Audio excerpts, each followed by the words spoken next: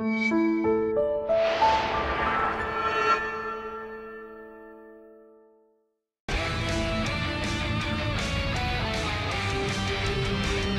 everyone, it's Treknado time once again. I'm Captain Logan. And I'm Brandon. I'm Adam. And today we're doing a commentary on Star Trek II, The Wrath of Khan. Yeah.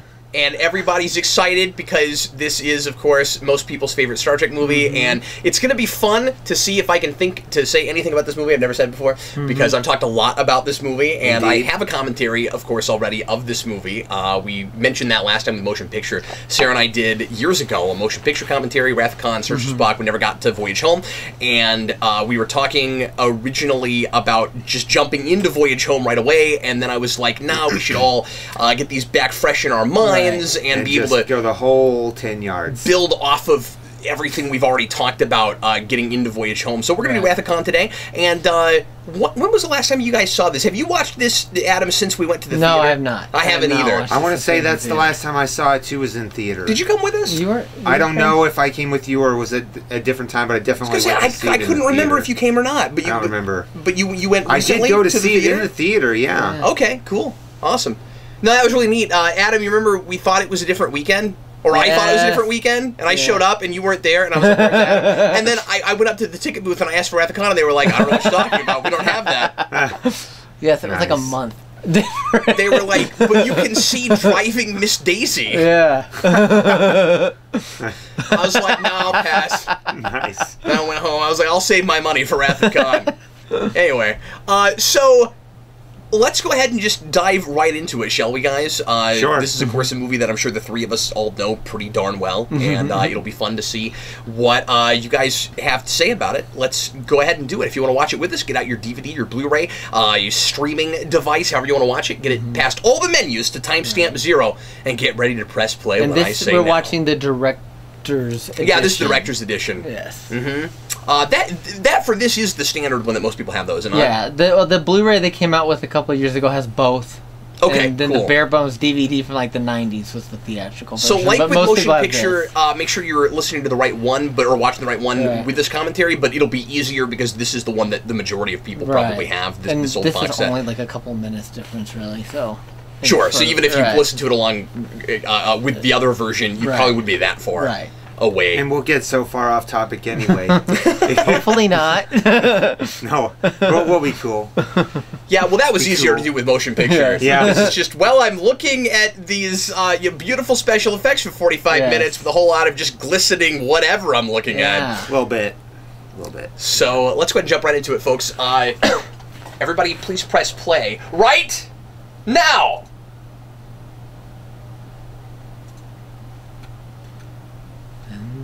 Enter Paramount logo.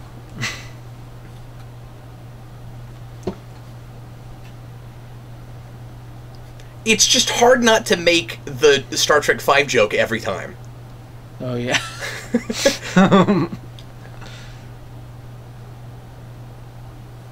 want to climb the Paramount logo because it's there. It's there. Go climb a rock. That's so weird. Let's not get off that. We'll get there. We'll get there. Once again, we have an overcrowded Starfield. I have a lot to say about James T. Kirk climbing El Capitan. I've got a lot to say about this. I'm excited to hear about that. But yeah, Brandon, the difference this time with the overcrowded Starfield is we don't have to watch it for a full minute before the movie starts. Oh, true. The movie's actually starting. I mean, it's a credit scene. So they did this Starfield. Yeah, you're right. It was like 3 minutes. The way they did this was they went to the planetarium and they took a camera and they pointed up at the thing and then it's like, make it go to Starfield mode or whatever, and they just filmed that. That's what did they really? That's how they did this. Oh, it looks really good. Yeah. No, it totally works. Yeah. These kinds of credit scenes sequences were so expensive back then. Yeah. And we've talked about this on a lot of other things, but like these days, you know, anybody in their basement can make something that looks like this. Yeah. But it would have been really expensive to do it some other way. And remember that this movie is made with a fraction of the money that motion picture was. Of course, Harv Bennett tells the story. I mentioned it last commentary about how famously he talks to an executive who says, "Can you make a movie for less than $44 effing million?" And he says, "Where I come from, we can make several movies for that. Yeah. And this had a $14 million budget. Wow. And in fact was originally commissioned to be with Harv Bennett was brought in to do television. He was a TV guy, right? And he was commissioned to make this as a TV movie. And they told him, Paramount said, if it goes well, we'll make it a feature. So it was okay. But the reason that there are conflicting and conflated stories about this is because very quickly it became obvious that they had something special and it was going to be a movie. Right. It was well before pre-production that I mean before they started building sets and things that they knew for sure that this was going to be for or for film. So there was no question. Like, I think once Sowards had a good draft, and that was a lengthy process getting a good draft. This went through so many different versions and iterations before they finally landed on it on Wrath of Khan. And Khan was an early idea that was there for several drafts, and eventually he's dropped out of it. One of, I forget who, but there was an original series writer who wrote. They went to 3 or 4. I think maybe it was Samuel Peoples of all people. I'm not sure, but there were 3 or 4 TOS writers that they tried to get to do scripts for this. Really? And just concepts. You know, this is a project, and famously about the first one, right? So Roddenberry, before they said you're not going to be working on this movie, we're going to give you a producer credit and you can sign off on scripts, but that's all you're doing. Initially, before this project gets started as this project, he writes the crazy JFK? time travel script about Spock killing JFK, and it was going to utilize the Guardian of Forever, and it was going to be a sequel to that, and it was going to basically just be that episode again, Sitting on the Edge of Forever again, but with Spock killing JFK. And the idea is, if JFK doesn't die, the future gets ruined and the Klingons take over the Federation, or the Klingons make it so the Federation never happens. Wow. Yeah. So he pitched that same idea every single other time they had one of the original series movies. Yeah, and he kept complaining that it never got made, and he was like, these movies would be so much more popular if we did that script. And yeah, it was hysterical.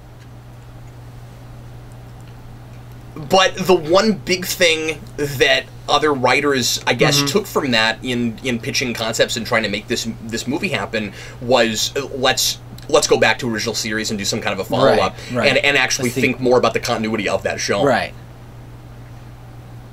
And thus you get a sequel to Space Seed. And obviously this movie doesn't have anything like the problem that treatment did.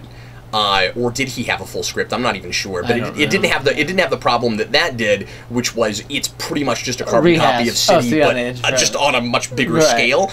This is not that. This is not in any way Space Seed, and in fact, I would make the argument that a lot of people probably watch this movie and don't even realize that Khan is genetically engineered. Right. I've always complained that one of my few complaints about Wrath of Khan is that I don't know that that's made quite clear enough. Like it's embedded so much in the themes of the film that you need it. It's got to be there. But I think it's easy for somebody that's never seen that episode to not fully understand what Khan is. I mean, Chekhov mentions it. Oh, sure, it's mentioned in passing. Right, but it's not really established what the Eugenics War was or anything like that. And you don't see a lot of grand displays of Khan's physical prowess. No, except for the... This is an audio-only podcast, Adam. No one has any idea what you're doing. I'm reacting to the bridge crew. This is what we call in the field foreshadowing. Yes. Yes. It's Chekhov's gun. Where Spock... Chekhov doesn't have a gun. Chekhov doesn't even know that you're not supposed to fire a gun inside a starship. Why not simply vaporize it? The lighting in the shot is so beautiful. One of the big things that Nicholas Meyer, I think, looked at with trying to separate this apart from motion picture and just make it more dynamic at the same time as making it, character driven was lighting. Right. It's weird because in a lot of ways, this movie is, I gotta be careful, it is very theatrical and it's big enough in scope and all of that, but it's kind of more TV in the right way than motion picture, if that makes any sense at all. It seems more grounded. Yeah, exactly. Right. Bones Did you see the always no goes smoking sign from- on the Yes. bridge? I've always thought that was hilarious. I love how Bones goes from a smile to deadpan in no Yeah. seconds flat. Yeah, and that's DeForest Kelly kind of coming right out and going, "Yeah, look at me, I'm actually Dr. McCoy I've again." always felt like DeForest Kelly was really shone in these films after the first one. As Absolutely. far as his, you know, I'd argue he comes alive more than he ever did in the series. Even yeah. He's probably the character that most comes fully into his own, Right. because of these movies. That's a really good point. He matured and obviously after the Spock, series. yeah, and obviously Spock gets interesting things to do and stuff. But Spock was already very much Spock. Right. Some people like to argue that Spock, that if there is a central protagonist of original series, it's not Kirk, it's Spock, Right. and obviously it's all three of those guys, Right. and sometimes there's even somebody else depending on what story we're telling. Exit sign. Yeah. Did you see that? Yep. I love that. It's just like.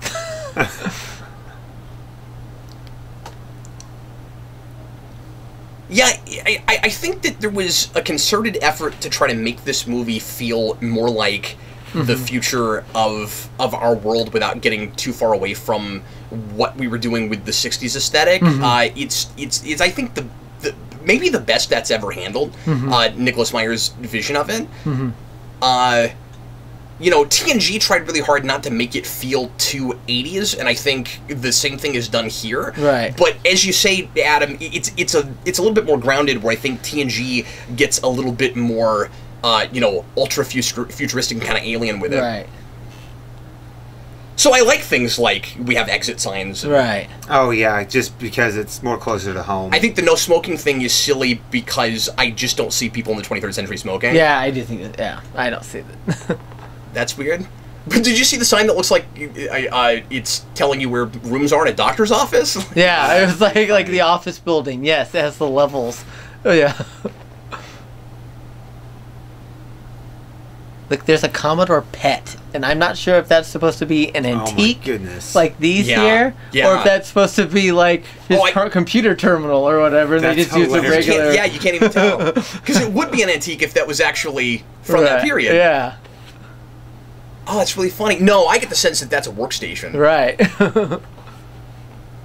That's really funny. I always thought his apartment was really cool. Yeah, I guess What's I a never. prig? I guess I never thought about Stuffed up the stuffy view. person. Yeah. Look at yeah. What is that thing? Yeah. So is it just a picture behind them? I think it's supposed to be another, like, he's on the coast of San Francisco Bay, and that's like another building or with like a star, I don't know, port or whatever you call Rednecks 5. it. Yeah. Remember that, Adam. Redneck. Yeah, I guess so. Well, and actually, I said Cheers. Rednecks because that's how they've spelled it in the subtitles. It's actually Rednox 5. Yes. Rednecks 5. Again, as you said not too long ago, It's the DeForest Kelly subtitles. probably pronouncing things incorrectly. And I always It probably said Retnax in the script, and he's pronounced it Retnox, and so forevermore we all thought it was Retnox, or the subtitles are just wrong. And I don't want to talk too much about subtitles, but I think that's hilarious. Well, Right. okay. Aside from his weird pants, I always thought that the civilian outfits in the original series movies were they looked a lot better than any other time. Yeah, I mean, there's also no comparison with the original series. Well, Right. Especially TNG. Right, Like, TNG. It's not hard to do better than that. Right. Okay, so I many shouldn't even onesies. admit this. You're going to think I'm a total idiot. I didn't realize until just now that we're supposed to be on Earth in the scene. Oh, really? Oh, Yeah, Really? I never even realized Yeah. that. Yeah. Oh, yeah. That's It's Bones' house. no, it's his house. It's Kirk's house. Kirk's Kirk's apartment house, on San No, Francisco. I thought I thought it was quarters on like a station or something. I never thought. Yeah. I never thought about it. I'm so dumb.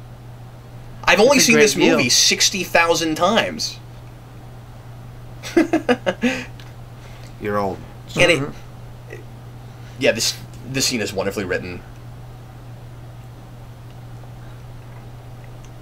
We do a wonderful job of what's up. I said, look at that desk at the computer terminals on it. Yeah. It's like this curve. You're just really fixated on that workstation I over know. there. I am. That is a really Arch distracting and Next workstation, Gen. though. There's like, And that doesn't look like a comfortable chair at all. did you see that there's like one of those diving bell or whatever they are, The future doesn't look the old time underwater suits or whatever? But like the helmet was back there. That was pretty weird. It's one of my favorite class of starships right there. That's the Reliant, what I always referred to growing up as the USS Chrysler. Yes, the K car. Nice. Oh, sound more enthusiastic, Chekhov. Well, this is kind of boring compared to things he's done before. Is that a radiator? Yeah. It looks You're like so it. distracted by stuff in the background. Can we talk about this movie, Adam? Well, oh, there's that honeycomb thing again. Sparkling Yes, honeycomb he thing. probably doesn't need this. There's another one. Yes, of it has things to in be the background. completely lifeless, Chekhov. We got Dino Scanner. They use that to scan for dinosaurs. Well, their dino scanner sucks because they did not find the Voth or anything. Yeah. Maybe it just doesn't extend far enough. Doesn't extend If Voyager out there. had a dino scanner, I almost said Dino Thunder. If Voyager had a dino scanner in the Delta Quadrant, they would have found the Voth before the Voth found them. Yeah. Yeah. Something you can transplant? Yes. Something you can transplant. A year after he made this film, I believe, he worked with her again. Oh, really? This actress, and the day after. Yeah. Yeah. That was Don't filmed we in Lawrence, Yes. Lawrence, Kansas, where I grew up. Those things that were just in the foreground, don't we see those in Next Gen too in engineering? Yeah, The little laser those two. things? Yes, The they tube use that lasers. prop all the Yeah, time, and like in just Next Gen. randomly the thing just. Yeah, I don't know what it is, but They use it as like a hookup for an EPS conduit. And Yeah, they all use that this thing- data transfer and Really nice that we really know our continuity in this movie, and we've got a Serac name drop, yes, and that's only come up in one other place before this, unless there's a mention in motion picture. I don't remember. the I don't ship think there that is, but Spock is on. I Oh, think it's called the Serac, that's- but I don't think they ever say it. Do they never it might say be it? written on the side I of knew it. there was a ship called Serac in one of the movies. yeah. But I didn't That remember sounds that, about that right. it was the first one. But of course, Savage Curtain. Yes, yes. What is that thing that they are wearing? I tunic? can never figure out. No, the thing like that's like their badge or whatever. I think it's also holding the tunic shut. I think it's like But the it looks like clasp. it's got like computer chips in it or something. And it might be their So scientific guys, badge. we've got to talk some story stuff. Yeah. So this movie is incredibly tight, and immediately we've got all the major Right. thematic It launches ideas it. up front in 10 minutes, Mhm. and it's extremely efficient. You're immediately, Right. or at least I am, immediately invested in Kirk's arc and in the notion that he's getting older and he's not sure what his future Right. holds. It's basically that thing Picard says in Generations, which every time we're talking about mortality and getting older in Star Trek, Right. we're harkening back to this movie. Exactly. And That's fair. when he says, there's more days behind behind me than there are ahead of me Right. now, and it's just really smart writing that with that thematic crux. Everything around this, without it being heavy-handed and obnoxious, is all Right. about the notion of Right. mortality and getting older, of course. And it's really nice to finally do a story about the consequences of Kirk sleeping with every woman he meets. Exactly. And that's just his that's li- a yeah, thing. and his That's a life thing that choices. should come back Right. to haunt him that never has. Right. And In some way or another, it didn't have to be a kid he never knew he had, and that's maybe like medically kind of tough to buy in the future Right. that's happening as much.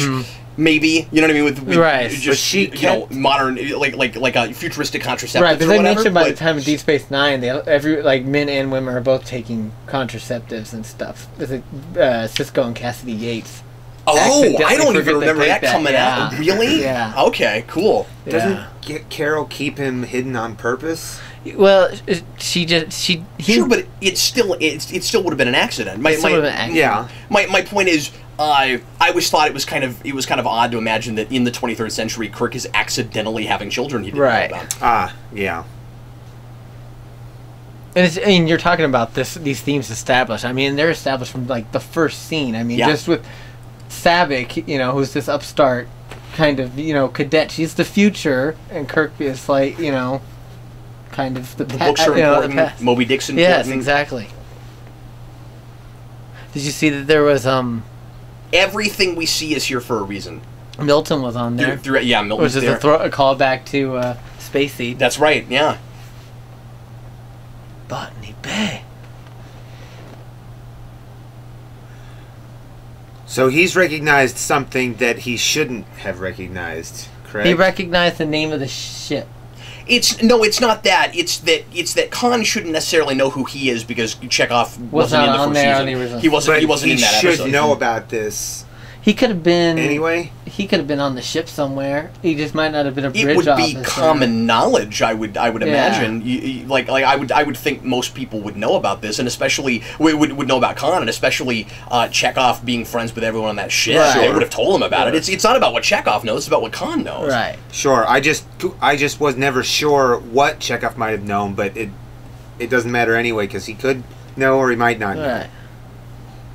But he does. Well, if it had been me, I would have had Terrell also, like, maybe not recognize him right away, right. but know about it, like not be totally. I do feel like they should have maybe like remembered that he was in this star system. Oh no, that's a huge problem. Yeah. Basically, Khan's going to go after Kirk because Kirk is negligent for no good reason, and it's not Kirk's fault as much as it's Starfleet's fault. Why? Like, it's not like it's all up to Kirk when a ship goes back and checks on Khan. When Kirk says, "We'll check up on you," he doesn't mean him. He means I wouldn't have figured he was talking about him specifically. Right. Just Starfleet. And I'm sure he passed all the information on to Starfleet. They should have, you know, sent people to check on these people. Well, Khan's wrath, as it were, and by the way, I think that that name has quite a bit to do with at least the success of the title and this grabbing people's attention in the first place. It's a great word to put inside, especially the kind of juxtaposition at this point. Anyway, now we've had a Star Trek movie with the word darkness in it, but the juxtaposition of the word wrath with Star Trek, which evokes optimism and people getting along in the future. That's a provocative thing, to put in your title. But anyway, I think Khan's wrath has more to do with the fact that Kirk beat him in the first place. That could be, than the fact that he left him stranded and never came back. It's like if Khan left Kirk stranded, would he have ever come back? I don't know if it's so much about Kirk isn't honorable. I mean, this is maybe debatable. I don't know if it's so much that Kirk didn't do the honorable thing as it is just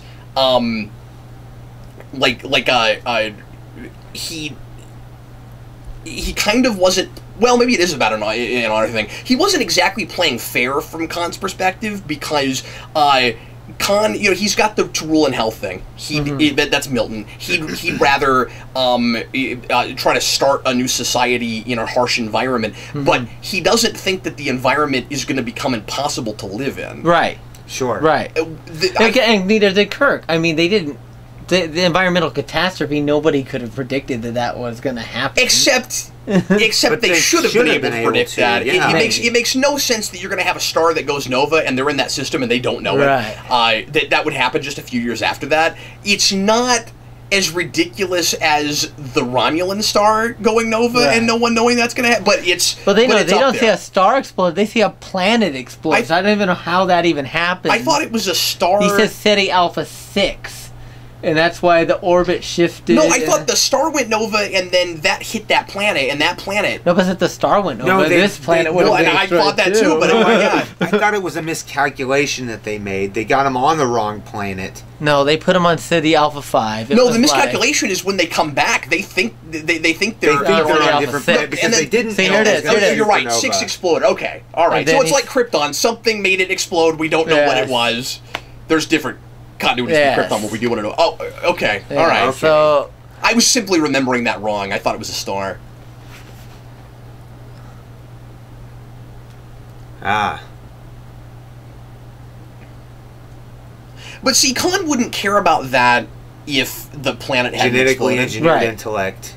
He mentions it too at least once. No, I know, but remember, this is 1982. This is a period in time where you've not seen 100,000 other things with genetically engineered characters, and especially with like this was already characters. back in the 60s, and that was a big deal. Back, it is right. Yeah, eugenics. That was a new thing. It's wonderfully subtle. If you're already familiar with this, I just question how accessible it is to. I mean, it's clearly overall really accessible to a general audience because all kinds of people love this movie that never bothered to see a space scene. Sure. I'm simply spitballing and considering things that I haven't thought about in a long time. I guess I'm wrong that Khan's not upset with Kirk for not coming back and checking on him, but I don't know why Kirk doesn't do that, and I put that more on Starfleet than I do on Kirk. Right. He can't just take the Enterprise where he wants to go. I mean, but it's not his personal property. Tell me if you agree with this. If Khan ever got off that planet, I think he still goes after Kirk. Also, Kirk's been kind of even if his wife hadn't died, because some of this is about Marlon MacGyver's. Right. But even if she never died and Khan got back up, he's a conqueror. He doesn't like being beaten. Right. So am I right that that's at least part of it? Yes, I think it's part of it. One of the things that's frustrating going back to this movie is just all the things after it that rip it off, and it's difficult not to remember all those things while I'm going back to it. And I don't mean that makes it not hold up or whatever. But I'm not upset about it. I'm not annoyed at this movie. Obviously, I'm annoyed at everything else that rips it off. So I'm looking at the Seti Eel and I'm going, why did we have to do that in 09? You know? Yeah. Those things are cool. I'm not sure how we got I'm not sure how we got the Starfleet medallion. Yeah, I never could figure that out. I always wondered that when I was a kid too. I was like, how did he get that? It must have just been something Marlon MacGyver's brought with her. Maybe, yeah. Have you ever read the prequel novel to Rule in Hell? Oh, I don't remember. It's really good. I read the ones about how the eugenics wars happened and stuff. Right, and then the follow up to that, which is the same author. The follow up to that is To Rule in Hell. So I never read the last one of those. There's like three of them, right? There's two eugenics wars novels, and they're a 2-part story. Right. And some of that is about the spy guy from Assignment Earth. Yes, Gary Seven. Gary Seven, thanks. And ISIS, and then. Yes. And then, that was kind of odd. That was an odd choice, I thought. Tie-in, yeah. But then, I guess that was just to have something we were familiar with. Getting into. It was interesting how 90s. he tied in a lot of real world stuff to try to make it seem at least partially plausible that the eugenics wars happened, even though those books are written that we know now that that all that time has actually happened. Yes. I don't need that. I don't totally need that. I've always been of two minds about that, okay? Right. So, Star Trek is supposed to be the history of the future. Right. But at the same time, we make up a lot of future that we've now already gone past. Right. So, for the continuity to work, it has to be in alternate future now. Right. And I tend to want it to err on the side of continuing to extrapolate from the 60s in the first place, but then find creative ways to continue talking about things that are poignant with what's going on in our present society, and I think it's a fun challenge to integrate more futuristic technology and not make it seem too cheesy. At the same time, there are wonderful exceptions to that rule, and this is one of them where this doesn't even look like the same world we had last movie, and I don't care. Right. So that's kind of impressive. There is a certain amount of creative license you have to give these things. Right. Oh, I never realized he was actually wearing the glasses. And now they're reusing footage from the first movie. Because he can't take Ret Nox 5.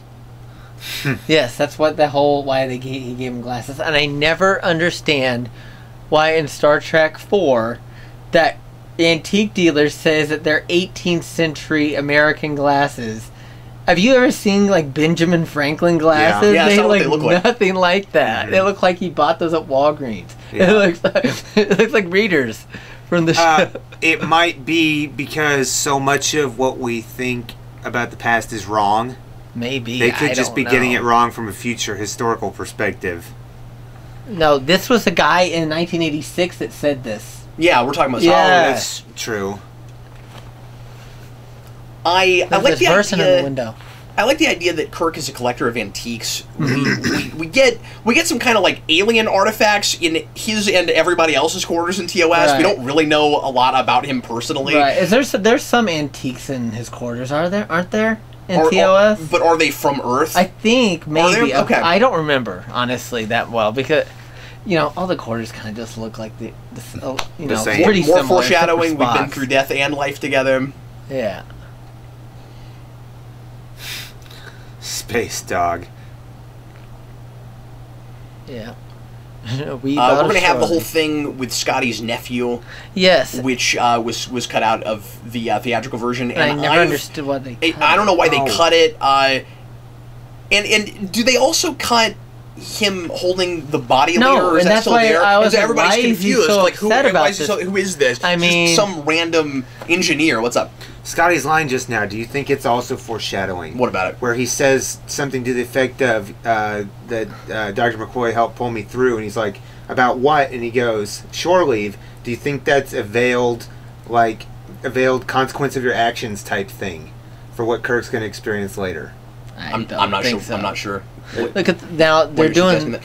Sorry, what? They're doing the thing that they did in the last movie. This was all filmed in English. Yeah. And they just they're not. No, that's so weird. And it's only 3 lines. How hard is that to memorize? But we never do it with Klingons, or do we? I don't think so. I don't think we ever do that with Klingons. And my guess with motion picture was that the language was made up after the fact, but that can't be the case now. Yeah. Yeah, I don't know. I think they just were like... Or maybe they hadn't decided when they shot it. That must be what it was. I think that's what it was. And maybe that's what it was in motion picture too, but it's now, weird I want that you it to look at happens the with guy to the right of him. Yeah. That's the guy that played Captain Claw in Star Trek V. Is that... Oh! Yes. Yeah, you're right. Wow. He's so young there. I met him in person. He is a like giant guy. Yeah. Yeah. He's a mammoth of a man, that guy. Doesn't look it there. No, it doesn't look at whole that. Star But Fleet. I mean, he's massive. Yeah. Really nice guy. He and the lady who played Vixis, Spice Williams, were both at a con I went to in the early 2000s, and they were a lot of fun. Yeah. And I mentioned this before, but I did karaoke with Spice Williams. Oh, really? Uh-huh. I didn't know that. You didn't Yeah. tell me that. This elevator seems really unsafe. I'm just gonna say. I mean, it could be worse. It could be Enterprise Oh yeah. with the handrail. That's not a handrail. That'll, take your hand off. Yeah. If you've never seen SF Debris' review of the first episode of Enterprise, Broken Bow, go watch that. That's a treat.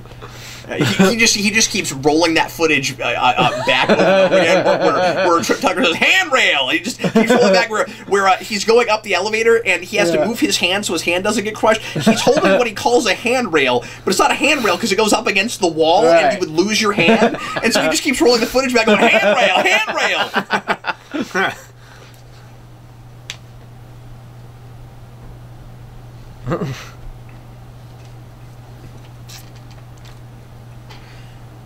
One of the things that makes this kind of the epitome of just a Star Trek story, I think, is that it's about such heavy ideas. It's about nature of humanity. It's about the light side and dark side of people, but it's ultimately really optimistic, even as sad as it gets at the end. Especially at the end when he says, "I feel young." You know? It's great. I get the feeling Spock's doing this just to get at Bones. Would you like a tranquilizer?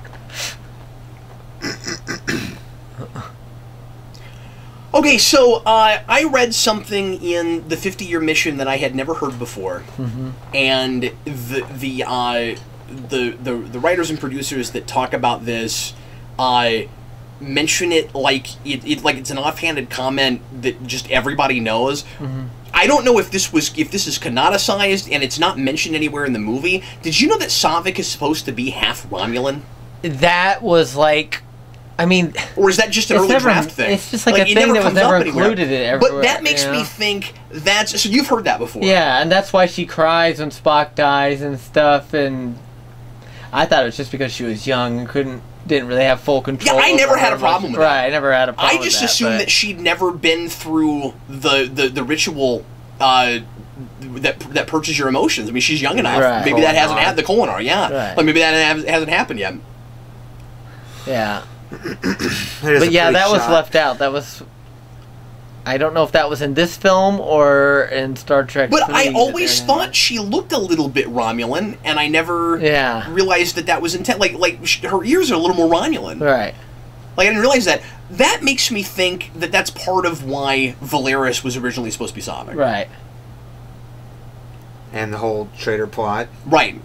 That makes sense.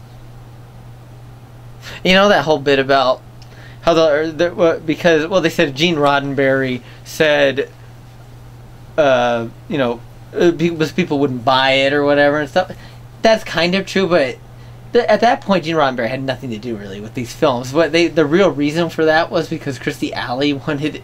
I mean, by that point, she was making Cheers money. Yeah. She wanted an insane fee to come back. They wanted her to come back, and not that. You mean Robin Curtis for Star Trek 6. And they didn't really like her performance. I like Robin Curtis better. Yeah, I don't think she's bad. I don't think. Yeah. I'm a little biased because I also taught her at a con once, and she's a really cool person. Yeah. But I think her performance is great in 3. Yeah. That sometimes can color your view of a performance a little bit, just when you've actually met someone. Interacting with them. Although it doesn't tend to happen to me the other way. I've also had negative experiences with actors before, and I'm not like, I don't like to watch things that they're in anymore. Yeah. Like, I did not have the best encounter with Michael Dorn, but it's not like I hate Worf now. You know what I mean? Yeah. Nothing against Michael Dorn. I think he was just having a bad day. But it wasn't the best. It wasn't the best encounter. Yeah. Right. Did you meet him when he came here to KC? No, I met him. When was that? When they all came for that panel. Okay, no, I saw that panel. I went to that panel. Right. Were you there? I was there. That was before I knew you. Yeah. Yeah, that was wonderful. Yeah. No, I met him in person and had him sign my big batleth. You've seen my batleth. Yeah. At the Oklahoma convention, which I don't think they're doing anymore. I looked that up recently. Is that down in Oklahoma City? Tulsa. Yeah. And I went to that a couple times. That's where I met Adam West also. Mm-hmm. And and I met Michael Dorn, and he signed my batleth, and it was after it was after he'd given a talk or something, and I think he was kind of just signed out because he'd done a lot of signing earlier, and I grabbed him just before he sat down for a few more minutes, but it was like he was probably going to leave pretty soon, and he never looked up at me. He didn't want to talk at all. Right.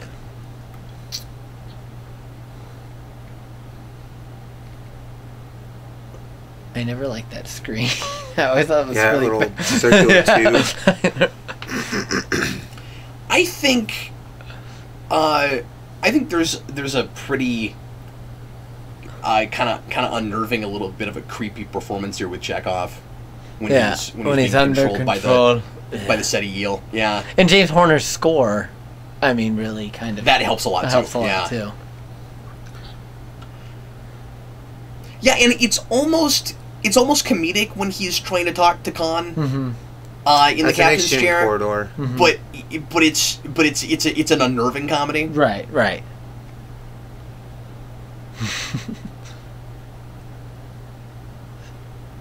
Yeah, it's just because I have like emotions and stuff because I'm a Romulan. Yes. Because I'm part Romulan. So that's why she's running around in a bathrobe.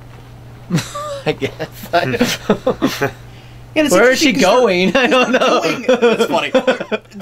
They're doing some character building for her. It's weird if that is supposed to be the case that they never tell us, and that if it's not that, why people aren't asking her why she's as emotional as she is being a Vulcan. Like that doesn't come up. I don't think. Right. I think there was some that line. You may ask.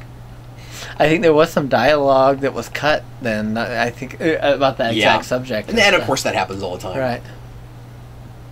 I heard that there was a scene that This was in George Takei's autobiography about how they were going to do a promotion of Sulu to captain in this movie. That's what he's always claimed. I've never heard anyone else heard corroborate it, and I've never seen any He goes farther than that. He claims, and I think it's this and not 3. I don't see how it could have been 3. He claims that they tried to shoot a scene where it happens. Right, and Shatner screwed it up. And Shatner intentionally sabotaged it. Sabotage. Oh, when it rains, it threw their pours. shoes That's a in good to line. stop them. Yeah, I don't know, but I've never seen a single frame of footage. I've never seen a production. I've never heard anyone else talk about it. I've never heard anyone else. And I mean, there's obviously lots of reference. It's possible he needs to clean that the tape head. It is somewhere, and I don't know about it. Look at that. Jamming immediately. All their ship-to-shore phones are jammed. Yeah. That's a long-distance phone call. Collect charges right there. Some expensive communication. So his quarters change a lot in this movie from the last film, if you notice. I think he is in his quarters. Yeah. Well, and I mean, you know, the ship looks a little different. It does. I think it's supposed to be. Some of it's like, how we're shooting it. Has it? Don't they claim like? I'm sure we built some different sets in the Star Trek chronology that it's like been like 15 years or 12 years or something like that since the motion picture. I don't know what the official dates are supposed to be. This is supposed to be 2285. I know that, but I don't remember what the motion picture year. Well, motion picture isn't supposed to be too far off from the end of TOS. I don't think.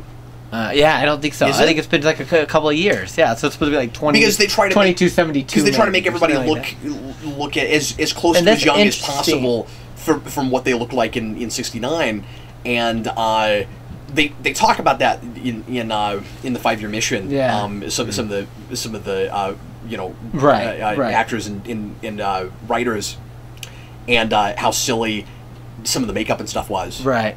And trying to make them look look, younger. He's got one of those mirrors from Spencer. This project, but before they've landed on a lot of plot points and even characters, like before they know for sure they're using Khan. Right. This whole project starts from the simple idea of let's make a movie, and this was Bennett's idea, I think. That was let's make a movie about Kirk having a midlife crisis. Right.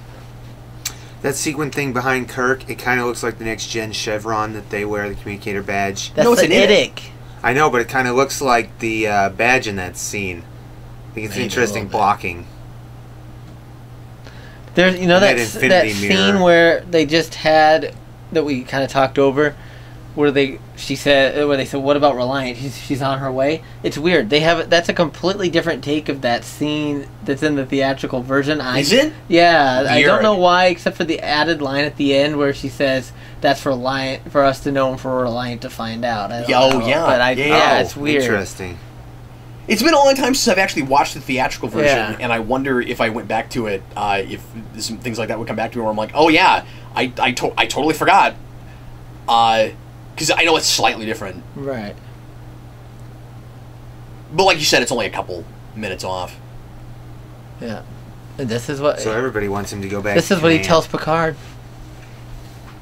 Yeah, and I like the idea that maybe kind of comes from this experience. Right. Logic.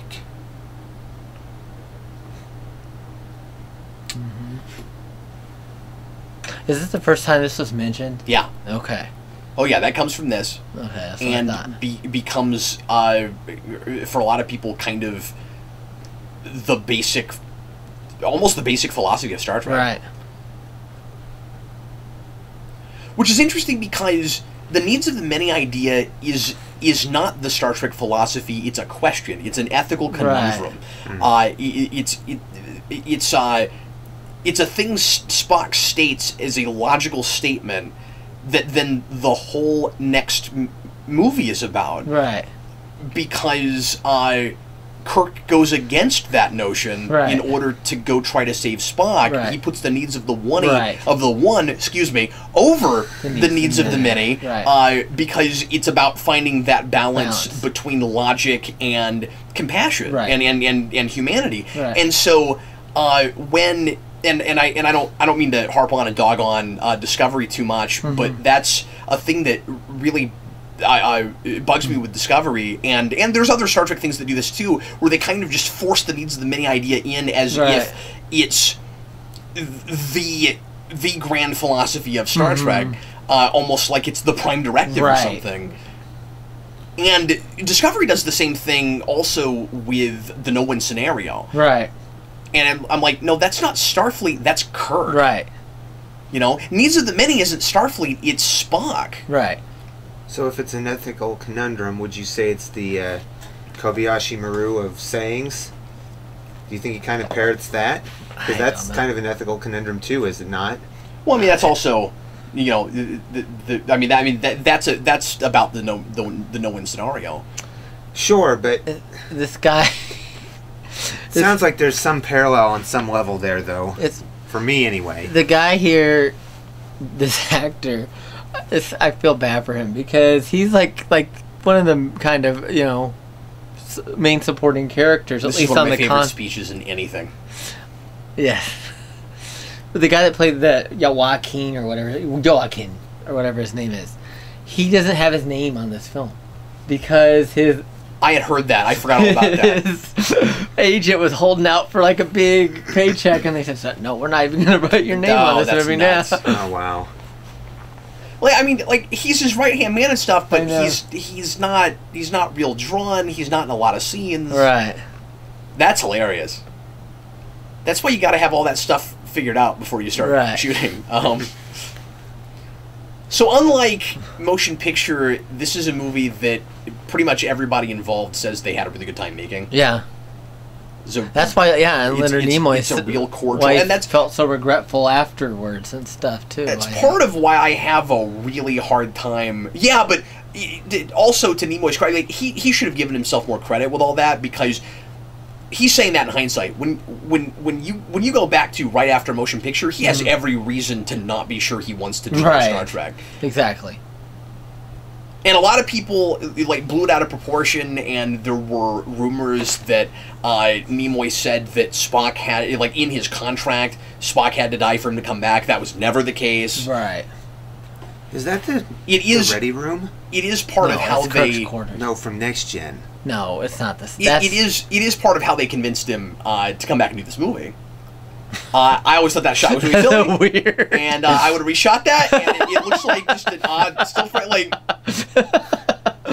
is that what Shatner does in his eye exam? You know, or you just... he's got this vacant expression. All right, now do the puff test. Let's go. We gotta check your pressure. Yeah, I would argue that we didn't really need a profile shot. Yeah. That we didn't really need to it said retinal scan. Face. We get it. Yeah, we get it. But you see his retina on the screen going... Yeah. Yeah, we have a graphic for it. I don't know why that is a necessary piece of footage. And something else, obviously another... This is stating the obvious, I guess, but another major component to this that makes it a classic Star Trek story without feeling like just a TV show kind of scope of a story, is that you have a big science fiction concept that is the crux of and the encapsulation of the entire thematic idea and the ethical conundrum. Right. Yes, exactly. Creating new life from the old. And it was actually the director. It was actually the art director that came up with this idea. Oh, really? Yeah. And this. So this the Genesis idea doesn't come from any of the scriptwriters. Really? Uh-huh. So, correct me if I'm wrong, but isn't this one of the very first times they've used like CGI in a film? I believe. Even before Tron. This is right around Tron. Right. Tron's the year after this, I think. Right. Isn't it? In that I think something like that. Yeah. No, this was real state of the art. It was a big deal. Star Trek making headway once again. I want to know what all the sliders are for. on the Oh, monitor? those things, yeah. Oh, You know, Oh, yeah. I've never noticed that before. When it cut from that graphic, from the CG graphic to her face, the coloration and the lighting is completely different on the sides. Oh, really? Oh, Oh, yeah. I didn't even see I've never that. noticed that before. Like, well, because I was looking at the sliders, Right. because I was talking about that, and I was like, oh, that's a different color now. And it's weird because when I was a kid, I had the VHS and it was the pan and scan, obviously. So I never saw those. And then when I got the DVD, I was like, wow, look at that. That's a great interesting. point. Yeah. Nice. Yeah. Kind of good. It shows you how much we missed when we had the pan and scan. Oh, And yeah. versions well, of the and I movies back in the Formatted day. to I never Picture understood screen. why the first several years of DVD we had the full we ever had the screen full or screen full- option. yeah. I guess it was just because there's still a lot of people with 4x3 TVs, And they were- but Yeah. I don't Well, know their about TVs that. were small enough that putting them in letterbox form, you just wouldn't be able to see anything. you wouldn't be able to see anything. I guess. If it was It might not be right, but I think that's the. It's like I no, know that was logic. totally the reason, but that sounds Yeah. like a personal problem to me. I'm Yeah, sorry, exactly. you just got to It save is. up money and buy it a might bigger not be TV the correct thing to do, because but that Right. is the reason. it's just those are for the TV format. Right. We just you should release your movie the way it was originally meant to Right. be seen. Exactly. No, I mean, I had that issue with things, and it totally sucked. Where I watched The Matrix once on like an 18-inch TV in widescreen, and it was just really hard to look at. Right. McCoy really going off on his whole. So Too much. I never too thought much of this handle. before, Adam. Reliant is an interesting name for that ship, considering what happens with it. It's not very So reliant. yeah, because like it's kind of fun because they don't know who's in command of it when Right. they first see it, and so they give it a name that basically means trustworthy, right? Exactly. And it's Khan controlling it. Right. That's a great But show. I also think it's an apt name because we're relying on this crew to find a moon or something to Right. be able to make Genesis Right. work. And then it gets commandeered by the last person on Earth you'd want to have Right. that technology. I don't know if that's just a happy accident, or this is such a thoughtful movie with Themes its and representation stuff, right. and symbolism and themes that I imagine that was Intentional. That was thought. Right. That they thought of that. It'd be really nice if it was. Yeah. Static. And I tend to read names and things like that a You're lot, big Yeah. into names, but that's yeah. that's not a thing I'd ever really thought to analyze. Yeah. My old friend.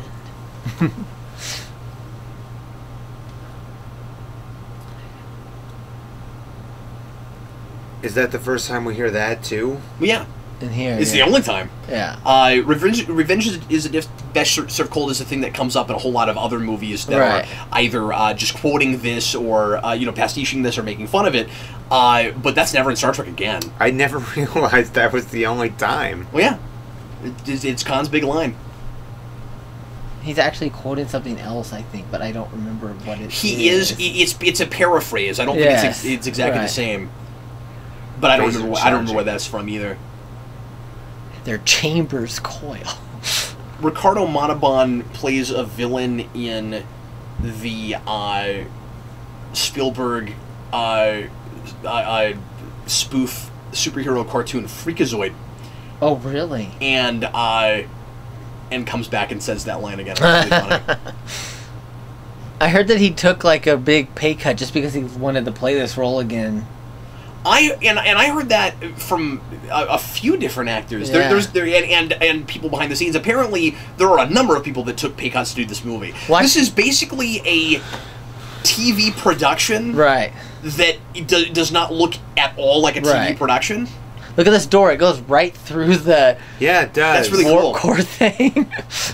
It's a weird design. Yeah. Oh, they're losing their bulkheads. I mean, their bulkheads are closing. Yeah. Cool it, Link! I love it. Yeah. Cool it like. Oh! Ah! They need one of those garage door sensors in case At there's least something- somebody didn't roll this time. Yeah. Every See, time. after here. this, we always roll under it Yes. just to feel a little bit more You dramatic. pause right before it rolling closes help? all the way, then It you helps. roll. It helps, yeah. always felt like this captain's chair looked like a seashell. It does. It's a very strange design. It does look like one of the more comfortable captain's chairs. I'll give it that. It looks comfortable. More comfortable than his one from the original series, which has no real back support or anything. No, it looks like the captain's chair you would imagine on a Flintstone starship.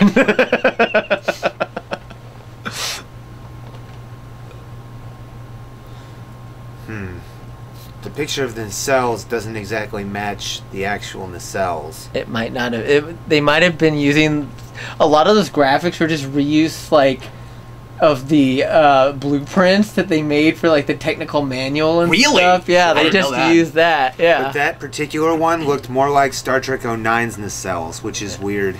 It might. I don't know. They're just kind of fat at the front.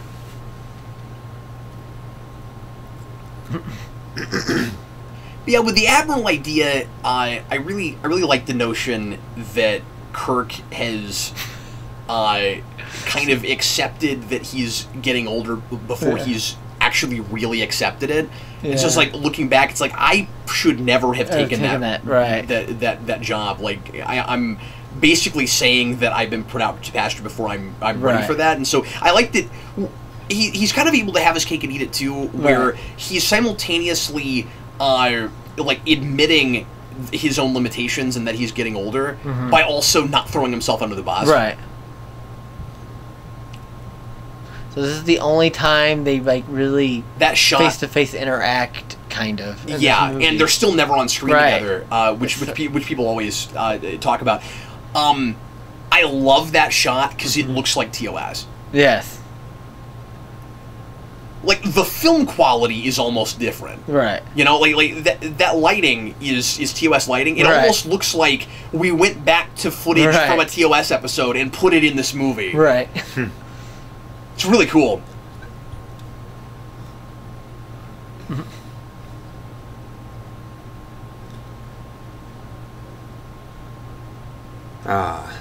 Face to face. And there are some other, you know, good follow-ups, both in more in TV, I guess, but to other Star Trek episodes where somebody's past will come back to haunt them, or you'll have, you know, a villain that returns that you haven't seen in a long time, that make all those times that we make a big deal out of these aliens will come back eventually and never do, way worse, way more glaring. Right. When we have, I mean, the attention to detail and sense of continuity and this rich living and breathing universe is the main reason I'm such a big Star Trek fan. And the reason that growing up and a lot of it is, you know, my sensibilities, although I don't know how much of that was just shaped by Star Trek in the first place, my sensibilities for you know, science fiction concepts and the what if statement. But when I was growing up, I was more into, you know, more of my friends were Star Wars fans. I was more into Star Trek because, at least on screen, there was a lot more of it, and it was all, I mean, obviously there are plenty of continuity errors and gaps but it's way more tight than, like, but Doctor overall, Who it felt like a real world. It did. It felt like something, it felt like something existed. And it was on every week. A lot of that. A lot of that begins with Wrath of Khan. This really opened it up, I feel, I like what their red alert looks like a lot. I know. I love the graphic. Yes, that graphic. Well, the graphic is really cool, but also just the lighting. Again, basically the walls are red when we're at red alert, and it's not seizure-inducing. We don't have like flashes of red. Sure. It's like they're in a dark room. Well, there's just one flashing light, but it's really dim towards the bottom of the screen. Well, we haven't even talked about the nautical stuff that Nicholas Meyer is bringing to this, but obviously, the Red Alert looks the way it does for the same reason that a lot of things in this look the way they do. It's supposed to look like a submarine. Right. The movies always did, obviously, have a bigger budget, but they did a fair better job of displaying that. I've always appreciated the kind of technical sensibilities that went into designing these types of things in Star Trek over other sci-fi series. Yeah, there's a lot more of an attention to detail than a lot of other things. Not everything. No, of course, but they still do a pretty good job 90% of the time. I mean, one of the best science fiction movies for ship design is Alien. Yes. I don't think I've seen that all the way through yet. You ever seen Alien? You should have come with us when we saw it in the We theater. saw it in the Oh theater. man.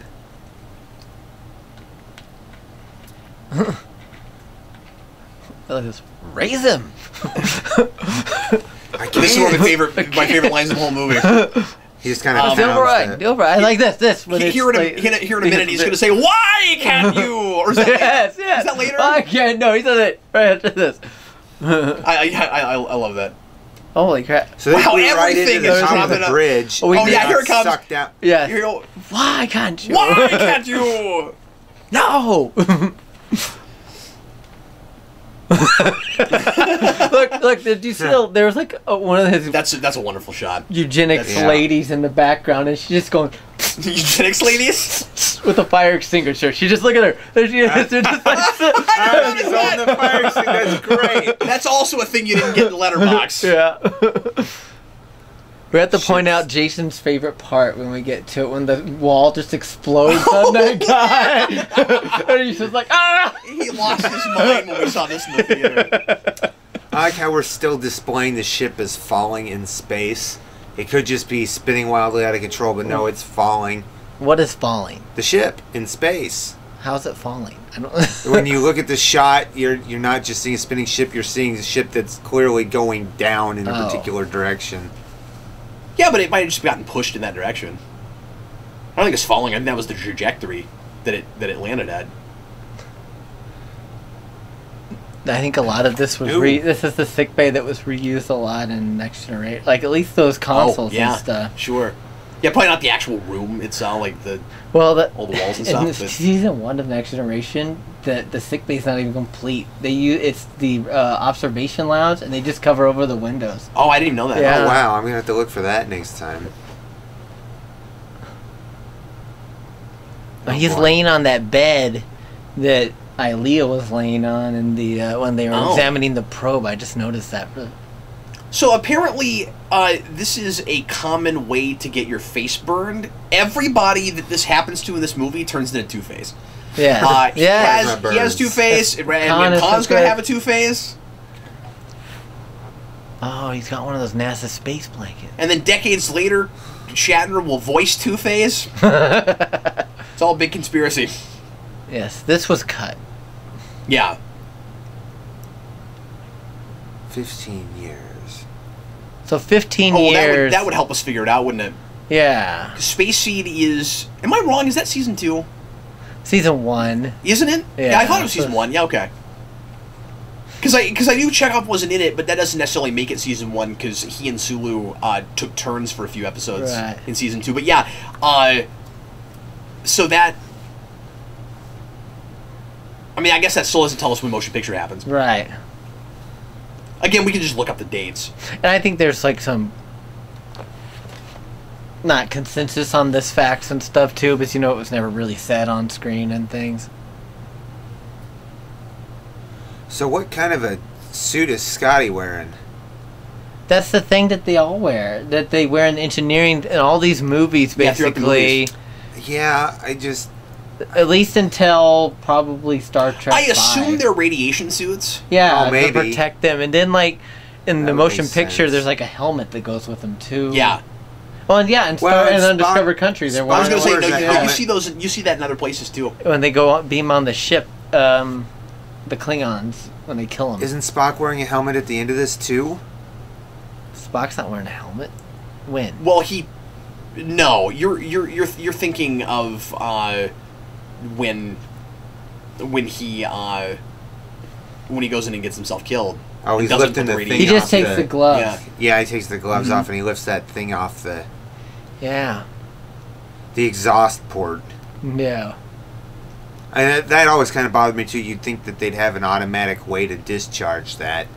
Yeah, It that could've always been bugged me too. broken. Yeah, I don't Yeah, and I don't think they come out and say that, or maybe I'm wrong. But unfortunately, as dramatic and thematically well handled as Spock's death is, it's kind of easy.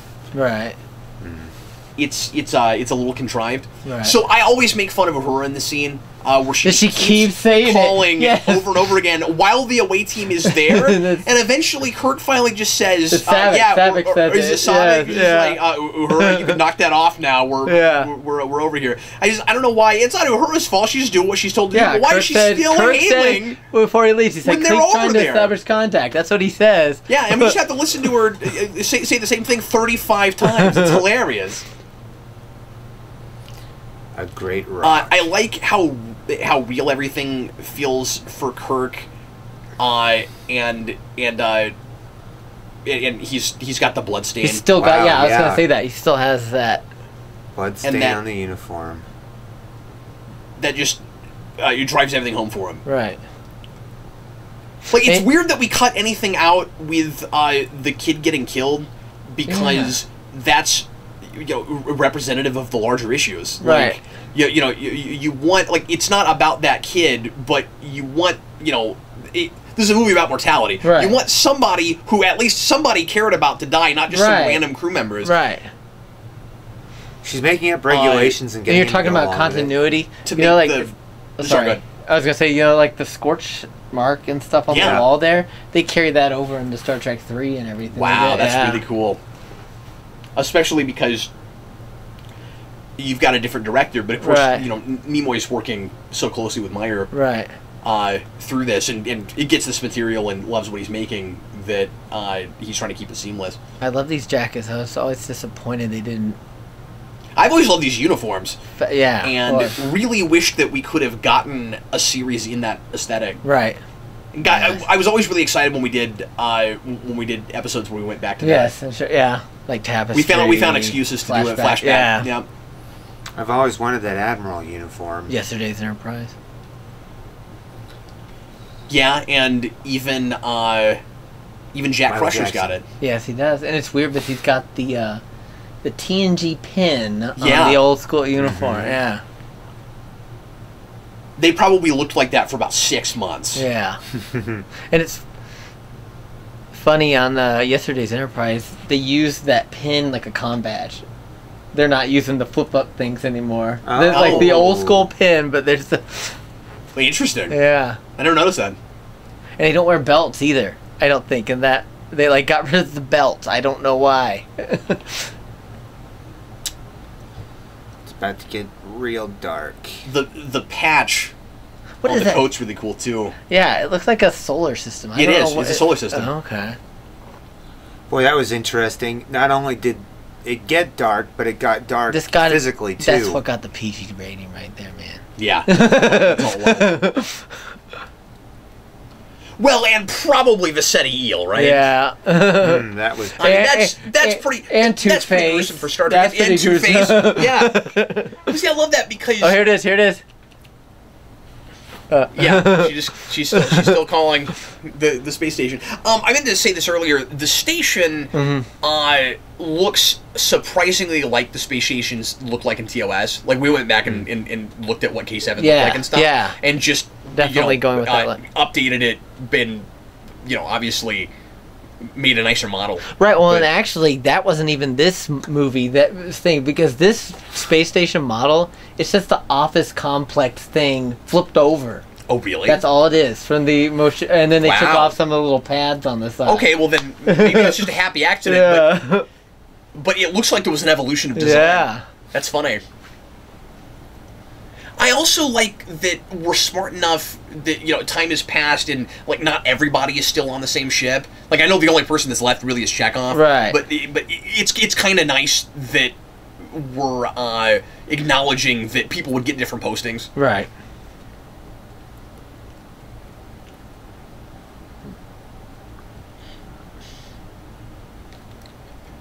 The thing with Terrell is really sad. Yeah. And you don't see it coming. Right. And you should. Like after a few viewings, you can tell he's doing something. It's like something is going on there. Right. They're still under the influence.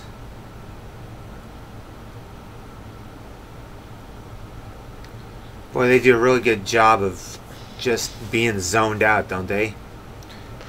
And that actor is Captain Dathon in Darmok. Yes.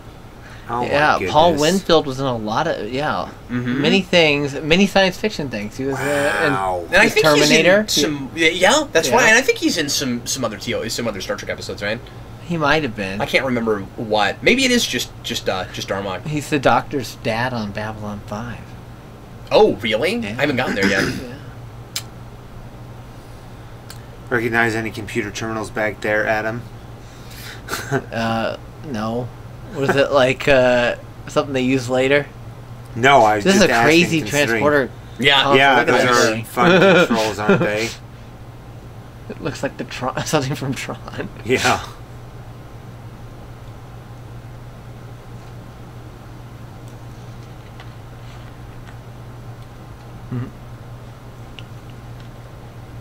Well, that's the power of Genesis. Genesis does what Nintendo. Yes. This communicator looks like a cheese grater. I'm sorry. Yeah, I was thinking, What if it was? it might have at one point been a cheese grater. That's true. She's not liking this. She's like, no, this is not by the book. Yeah, it was a cheese grater. It's like twice as big as the old ones, isn't it? Yeah. I feel like Khan's not really, for all his intellect. I mean, he said hours would feel like days. I mean, it's like. Well, and I was going to mention this earlier. One of the things that's interesting about Khan is that he's supposed to be a man of superior intellect. He's genetically engineered to be the kind of the next step in human evolution. Right. But he's got, of course, a massive drawback and weakness, which is he's 300 years out of date. Right. How do you think Khan, if at all, was able to keep track of time on his planet? It's a good question. They probably had some technology. I mean, they sent them There's down. some weird, with some stuff. Some in there. stuff. They must have, yeah. They probably had chronometers. I don't want to know what they ate, how they kept alive. It Well, looks nothing but considering you sand to said me. it's the only you know? the only animal on the planet. Yeah, I guess they're just eating the eels. But what did they get for water? And you wouldn't think that would be enough protein. Right. Anyway. Yeah, good question about the water. I will say I don't actually care for the beaming effect in this as well as the one in motion picture. Yeah. So they're beaming through solid rock. Isn't that usually not that possible? Well, Depending on It the ore kind of depends on content? who's writing. they yeah. did in Return to Tomorrow. When that happens, the Sargon is like, well, we're going to extend your transported technology to allow this, or something like that. There it is. It's just in a case. It's a giant vacuum tube. I love the phasers in this movie. Yeah, I do too. Phasers down. Now they're face to face. He's And blonde. this he is also some has the tight TOS curls. Yeah. fighting yes. right there. That is obligatory fighting. Yeah. So, really early draft when David Marcus was first thought up, or just Kirk having a son, he would have been called something else. Because at one point Carol Marcus had a different name and she wasn't anything like this character. But yeah, apparently David was supposed to be like this, like the bad guy, or initially the bad guy. And he was supposed to, I don't know if he was like a cult leader or what exactly he was, but like he's working with Khan, and then he finds out what Khan is, Really? and then eventually Kirk and David patch things up and team up and then go up against Khan. Really? What the Yeah. hell is that thing he wears on his arm?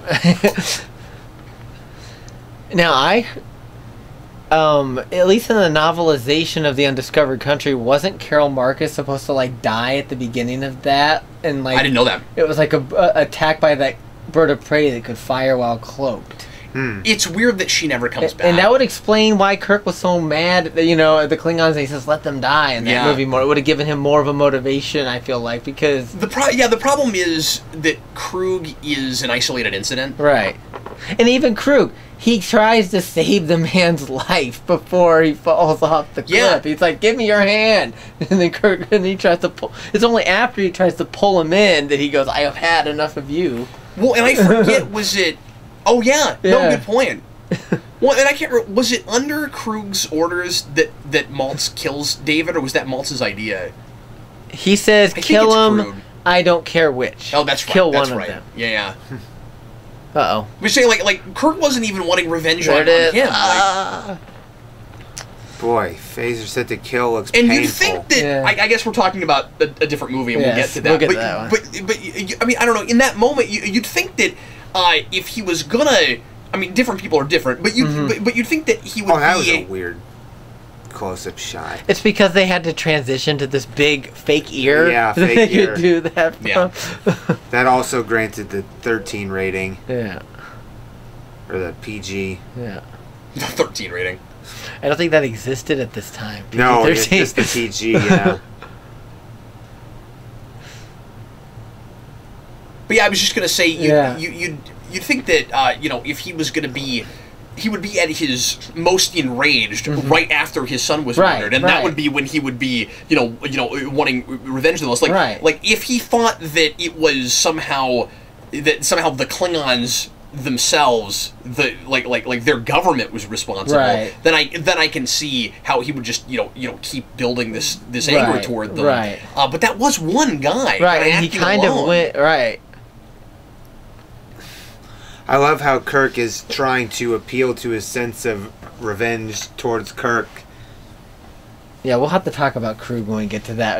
I don't know if he was acting under orders. I don't know if it's acting like kind of Claw leader. Where he's just going after Genesis so that he can kind of be his own rule of the universe, or if he is actually getting it for the the Klingon Council.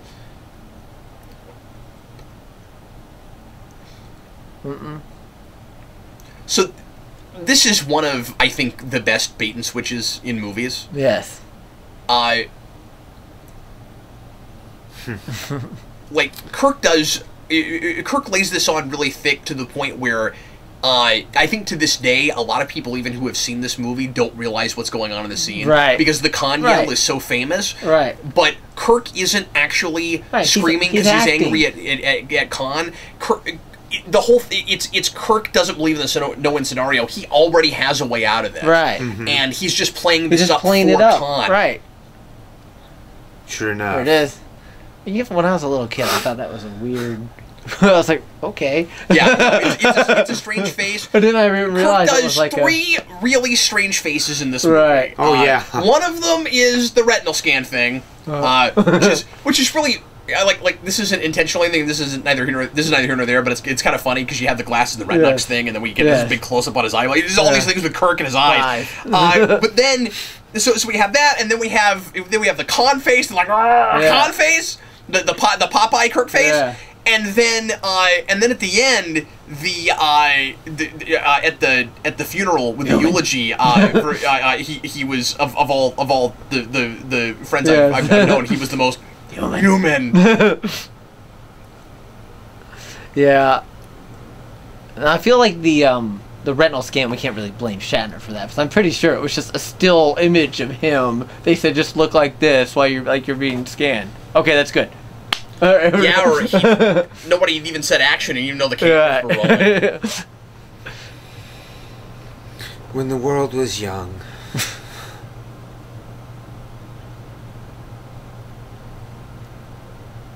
It's also cool that we peel this back and we see what Genesis actually can do and is for if you use it benevolently. Right.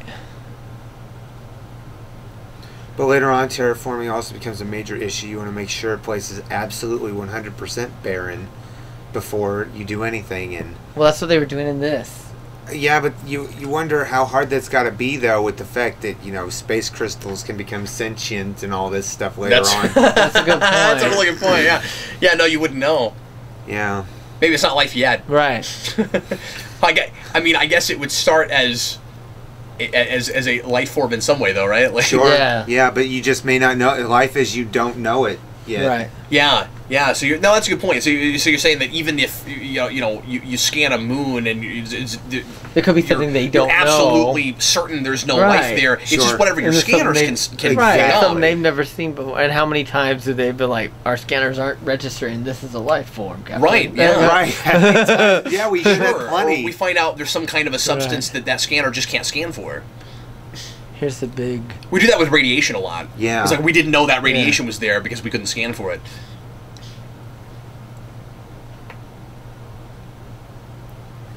The thing in Generations with Kirk's other flame that he wishes he'd married always bugs me. Right. It should have been her. It should have been her. Because, yeah, you're right. Carol Marcus is completely written out, never comes back again. Right. I could have seen them getting back together, especially after David dies. This, right. It would have made a lot of sense for her to come back to them and them at least consider maybe rekindling things. Right. I don't know why they didn't bring her back. I think she's a really good actress. Right, I think did too. They're not on screen enough for me to quite call it chemistry, but I buy that they have known each other a long time. Right. I mean, like it's hard to like chemistry is a mixed bag, right? That's a loaded word because they're not in love right now. This is not a blossoming relationship at the moment. So when we think of movie chemistry, we think of charisma. Right. And these aren't characters that are together charismatic right now because they're not, or charming, I guess. Right. Because they're not actually together. But I buy the baggage. Right. Do we ever find out exactly how they met? No. They don't really explain. Some people theorized that she was the blonde lab technician that Gary Mitchell... mentioned. That's cool. She could have been. There's actually no reason she couldn't have been. Yeah, that'd be an interesting way to go about it. It does make me wonder how many other women around the galaxy have children that Kirk doesn't know about that they're just keeping away from him, especially alien ones. Yeah. I mean, think about what happened with Miramani. Like, there's gotta be, right? Like, there's gotta be some other women. There's gotta be, yeah. So are you going to do a Counting Kirk's Children's episode? No, because we just don't know about him. You know, I have to make him up. I have to speculate. Yeah, you could. That'd be exactly what that series is. Episode series right now, Brandon. We have Miramani and we have Carol Marcus. That's what we've got, right? Yeah, we don't. Yeah, I don't think we know about anybody else. We don't even know definitively. No, just speculation. That series of speculation about all the alien women he sees. We don't even know.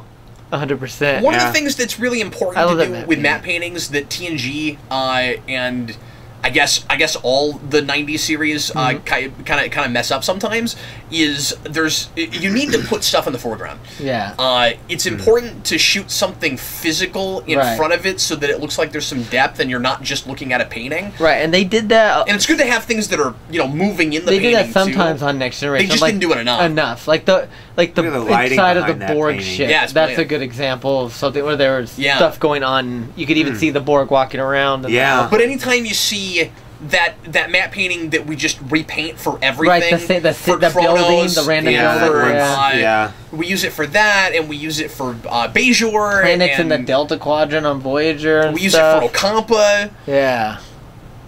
But like that looks like there's real depth to it. Yeah. There's also lights. I think Nick Meyer said though that he was actually disappointed in some of the other, not the main shot when they first walk in, but some of the other views here of it. But it's an excellent reveal. You have I think it looks okay. Right. And I mean, I might be giving it too much credit because I'm having too much historical perspective. You know what I mean? Right. Like trying to have historical perspective to the point where I can't put myself in that time period. And after all, I wasn't there. I wasn't alive yet. Right.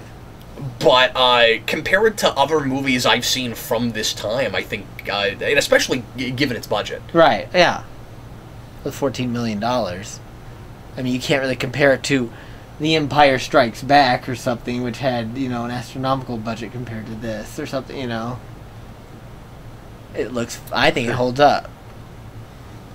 So I think it's important to note that while Kirk has a really solid character arc and has an opportunity for change and takes it, he learns how to live with his mortality, and some of that is seeing Spock die and everything. Right. It's also the beginning of a larger arc. So there are two big things going on for Kirk. And the one is, and they're related, obviously. One is the mortality thing, and one is the no-win scenario thing. He has not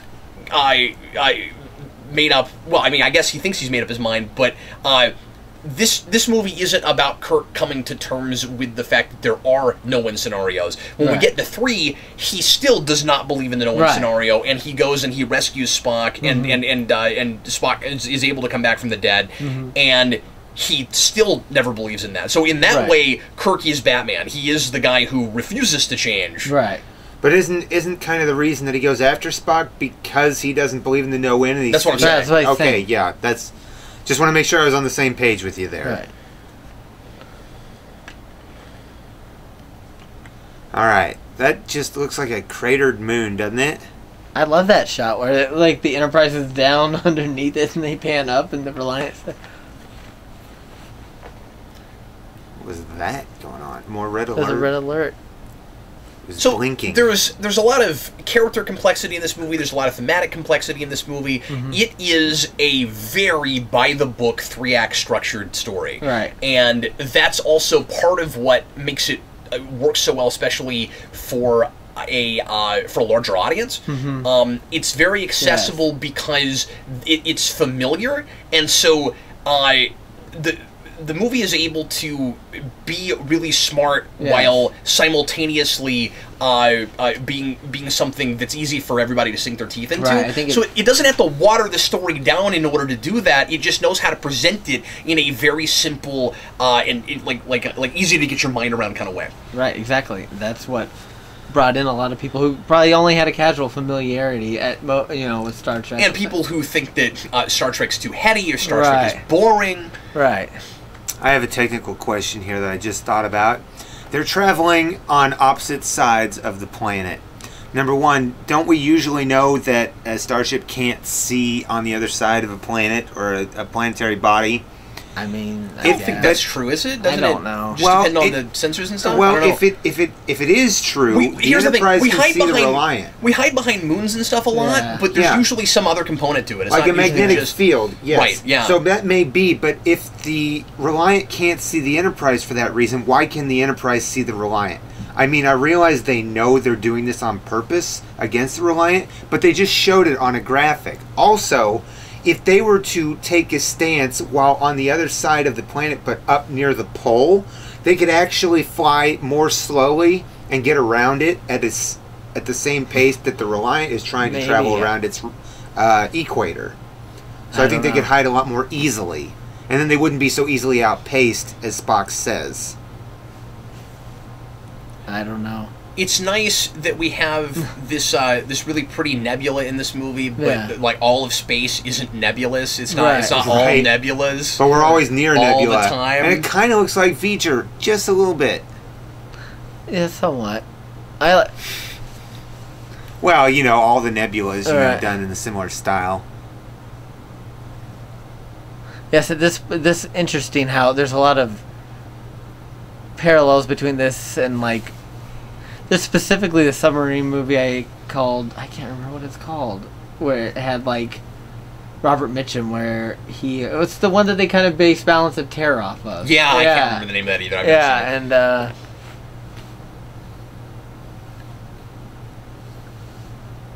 I thought it was really effective to have this, where they couldn't have the use their sensors and stuff. If I'm not mistaken, the nebula in this, the Mutara Nebula, is made in the same tank they did the nuclear explosion in the Day After, the one filmed in Lawrence. Oh. Interesting.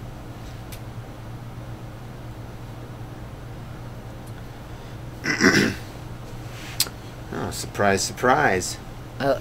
Still alive.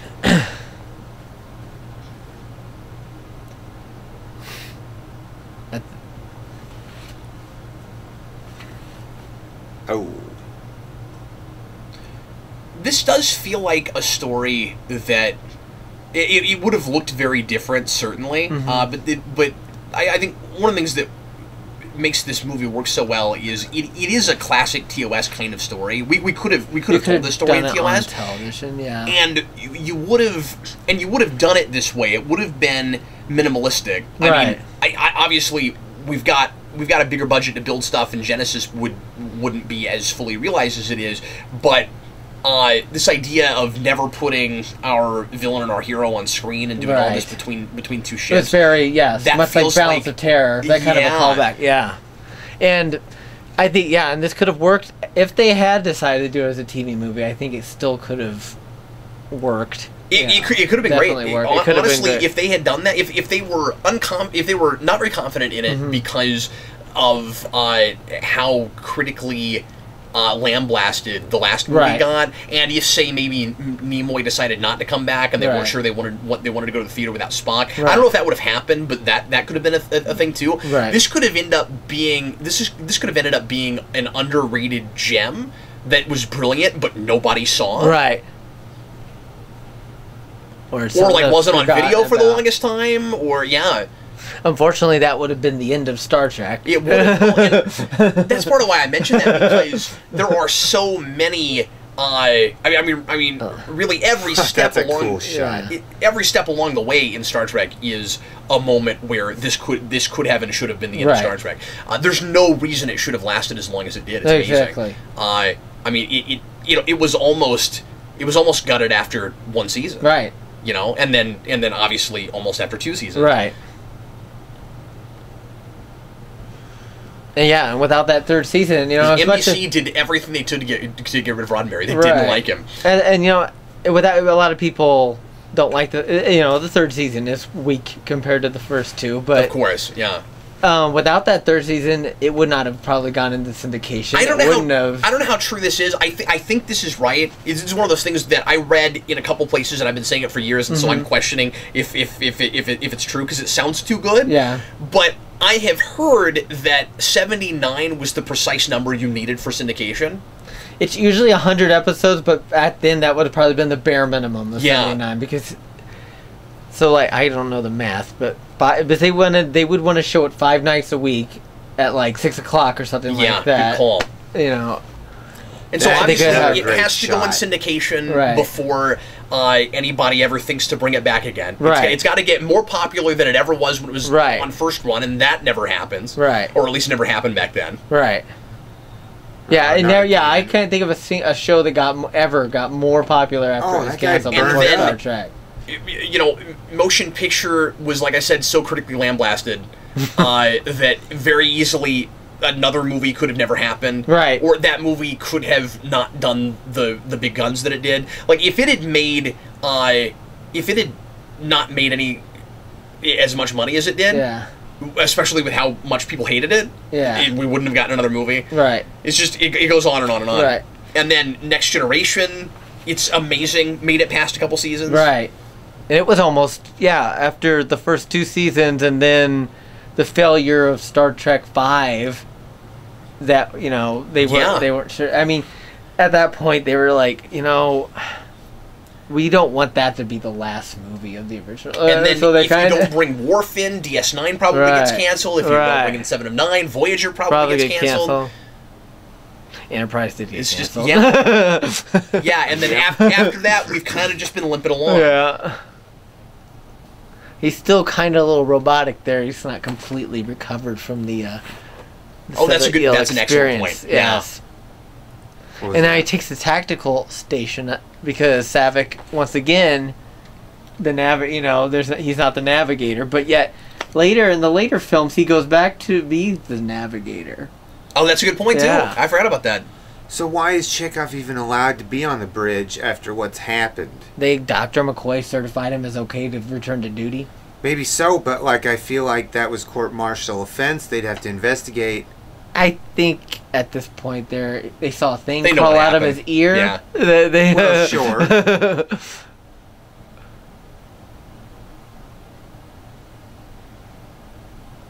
This is the 3-dimensional thinking here.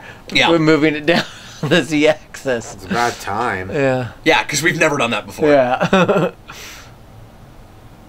But yeah, to to your point, Adam, there are every single character in this is not just serviceable or a plot device. You have really one major character arc with Kirk. This is very much Kirk's movie, but everybody else, pretty much everybody gets something to do. I mean, Uhura doesn't get much, but at least the characters that we ever focus on at all. And Sulu doesn't get a lot either, really. No, but at least characters that are, you know, of paramount importance in a scene, like bring a lot to that, and they always feel like they're real human beings. people, not just So do we ever? Which we didn't get with the motion picture, right? Do we ever see the torpedoes activated by joystick again or before? Oh, the thing that flipped out? Yeah, I don't know just if we've ever seen that before this movie. You just fired it with that thing. Not before this. Yeah. I'm not sure. I don't think we ever saw it after this either. Okay. There it is. That was... Yeah. Jason thinks that's the funniest thing. He just lost it. Less than a second long. Wow, I never and really I don't noticed think that. he would have reacted to it that way if it wasn't on a big screen. Yeah. We saw it in the theater, and he just thought that was the funniest thing he'd ever seen. Nice.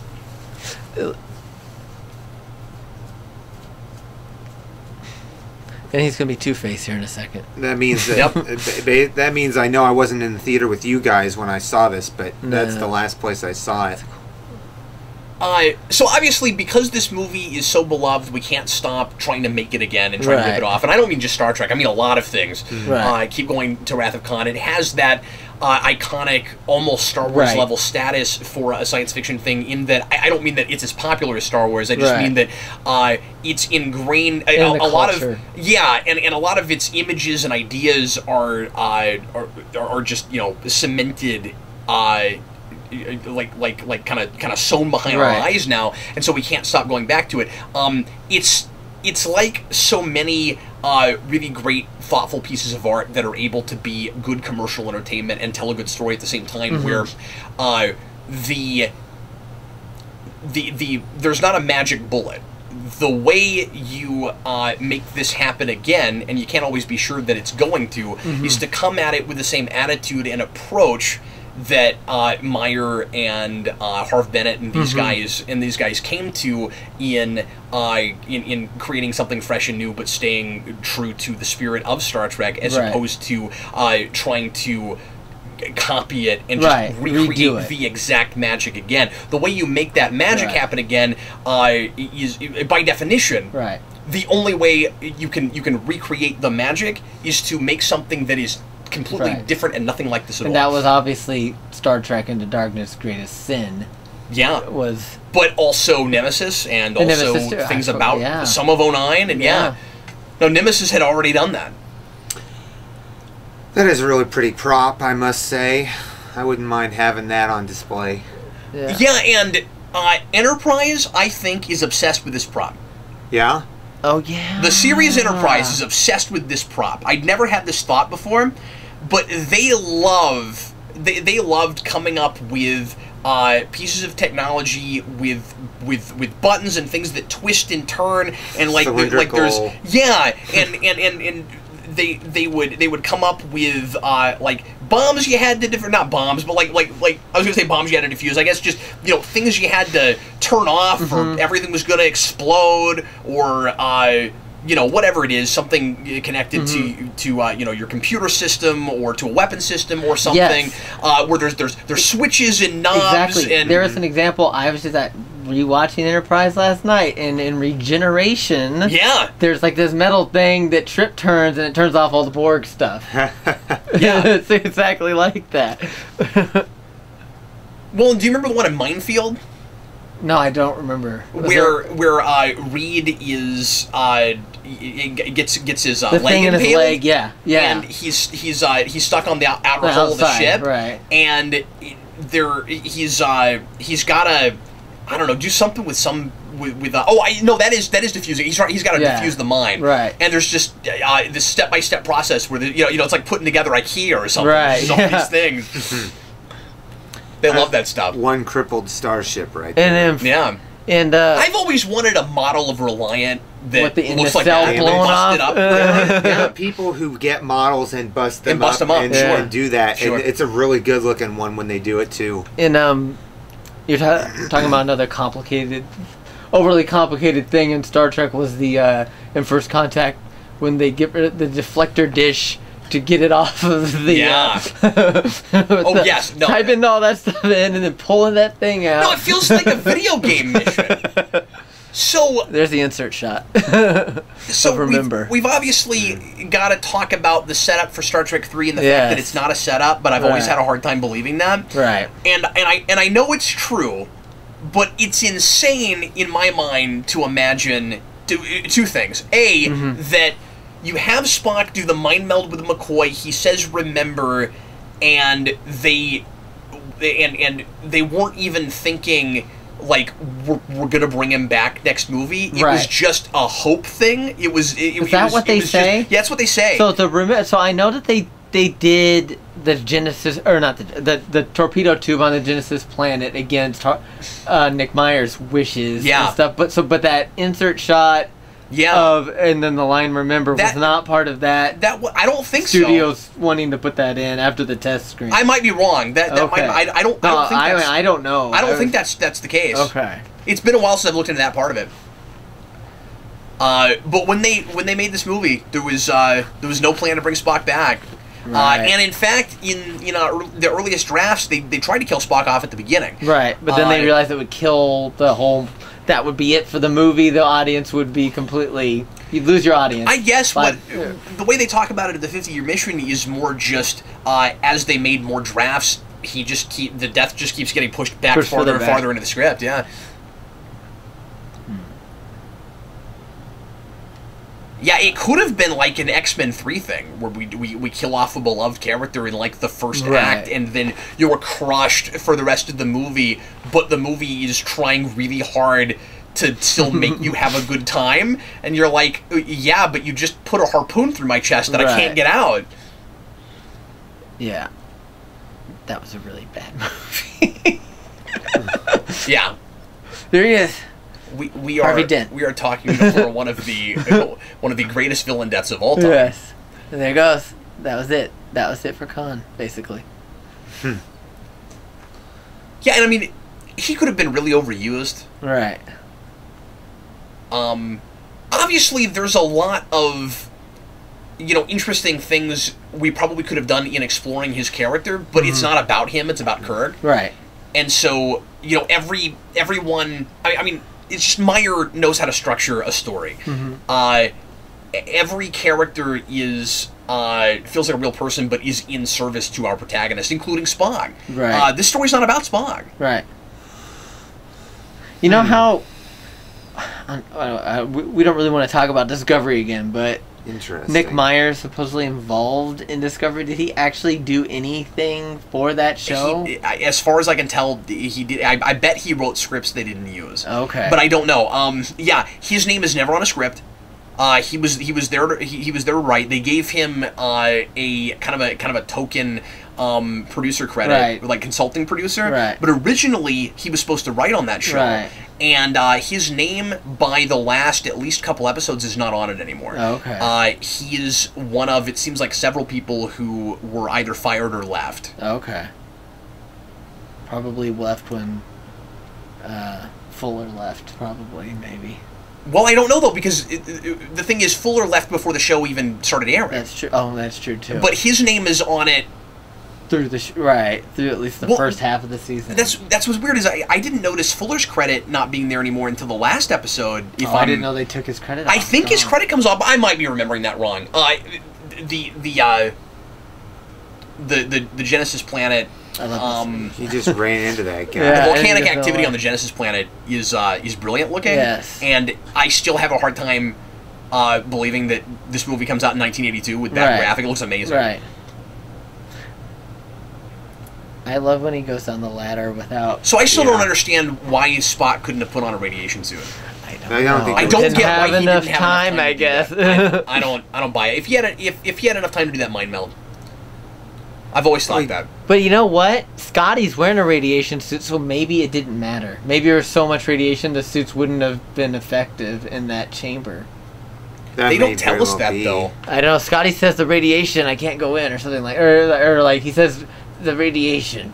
I don't know. Yeah, but he's just talking about how it's already gotten to Spock. He says, "Don't go in there; he's dead already." Right. If like he doesn't tell Kirk, "No, don't put on a helmet because you'll." Because like he goes through the suits. No, we don't have enough information to know that. No, he says it's going to flood the whole compartment that. if he goes in there. So if he just opens the door, at this point, if he just opens the door, so he can't go in there to Spock. Oh, that's true too.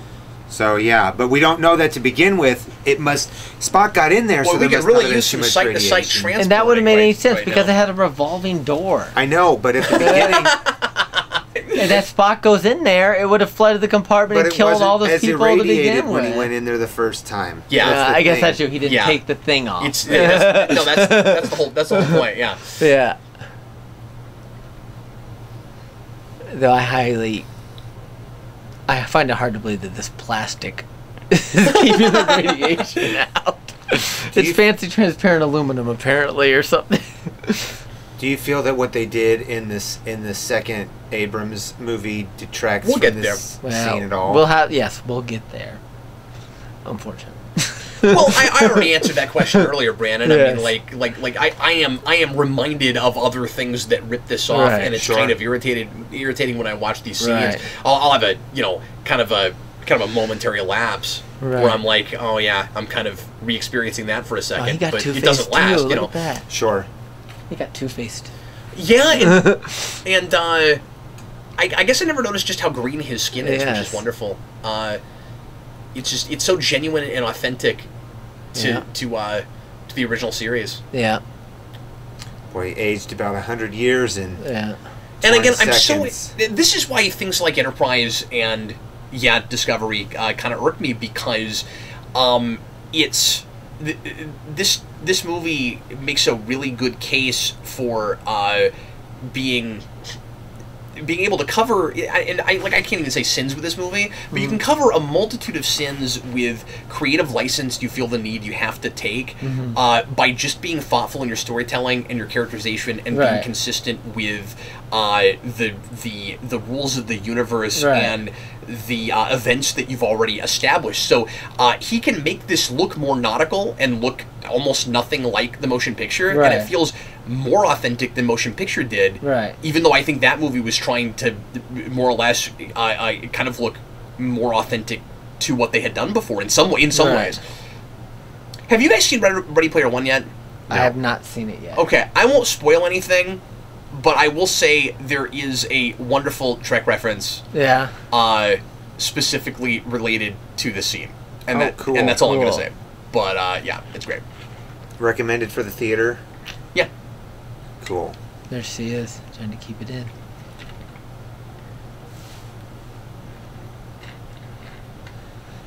There's the weird face you're talking about. Yeah, I gotta say, it would have been pretty inappropriate to have a debate right now, Kurt. Yeah. Like, I get why you said that, but it would just, it's kind of a given that it's inappropriate. At the funeral. No, I disagree with you. Let's talk about this. Let's talk about this.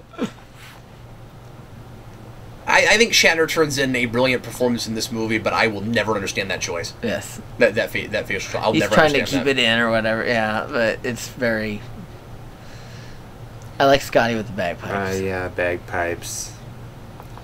One of my favorite instruments, as a matter of fact. I think you might be the only one, Brandon. I saw an episode of the most recent Power Rangers series recently with a monster that's a bagpipe monster named Bad Pipes. I watched that one with you. Bad Pipes. Bad Pipes is his name? Yes. That's the best. I also think that Meyer and these guys were really ambitious in setting up so much potential stuff to deal with the future. This easily, and it is a really good, one and done self-contained story. But this very easily could have, even with Spock's death, I think, could have just like completely wrapped up and felt like there was nothing else to do after this. Right. And I mean, now I will say with the themes of the film, you know, the life and death ideas, you do, and the optimism of the film, I think you do have to have an open-ended sense at the end, you know, with the Genesis device, right? That there is more to do, even if we never meet any more movies, right? But he establishes, he sets up a lot of stuff to deal with later. Like Savik is, I'm having a really different watch, specifically related to her this time. She is potentially fascinating, and we pretty much just put a pin in her in this movie, and it kind of does what motion pictures should have done with its new characters that it kills both of at the end of the film. Right. This kind of says, let's do that again. So this doesn't feel like a pilot. It feels like the beginning of potentially a larger movie franchise. Right, a new series. Yeah, it's like we're continuing. You know, yeah, and like Savik is really interesting. I don't know what to make of her in this movie. And by the second by Search for Spock, I don't know that we actually do with her what we could have done, what we should have done. I think she's underutilized. I don't. Yeah, and maybe it's just something in Kirstie Alley's performance, and I do prefer Robin Curtis, but I think that's for the Savik in my head, like who that character is. They kind of seem like two different characters to me right now. Yeah. As I'm looking at this, where there is something kind of more, I don't want to say suspicious, but mysterious about her, and I think that her being Valeris would have made so much sense. Yeah.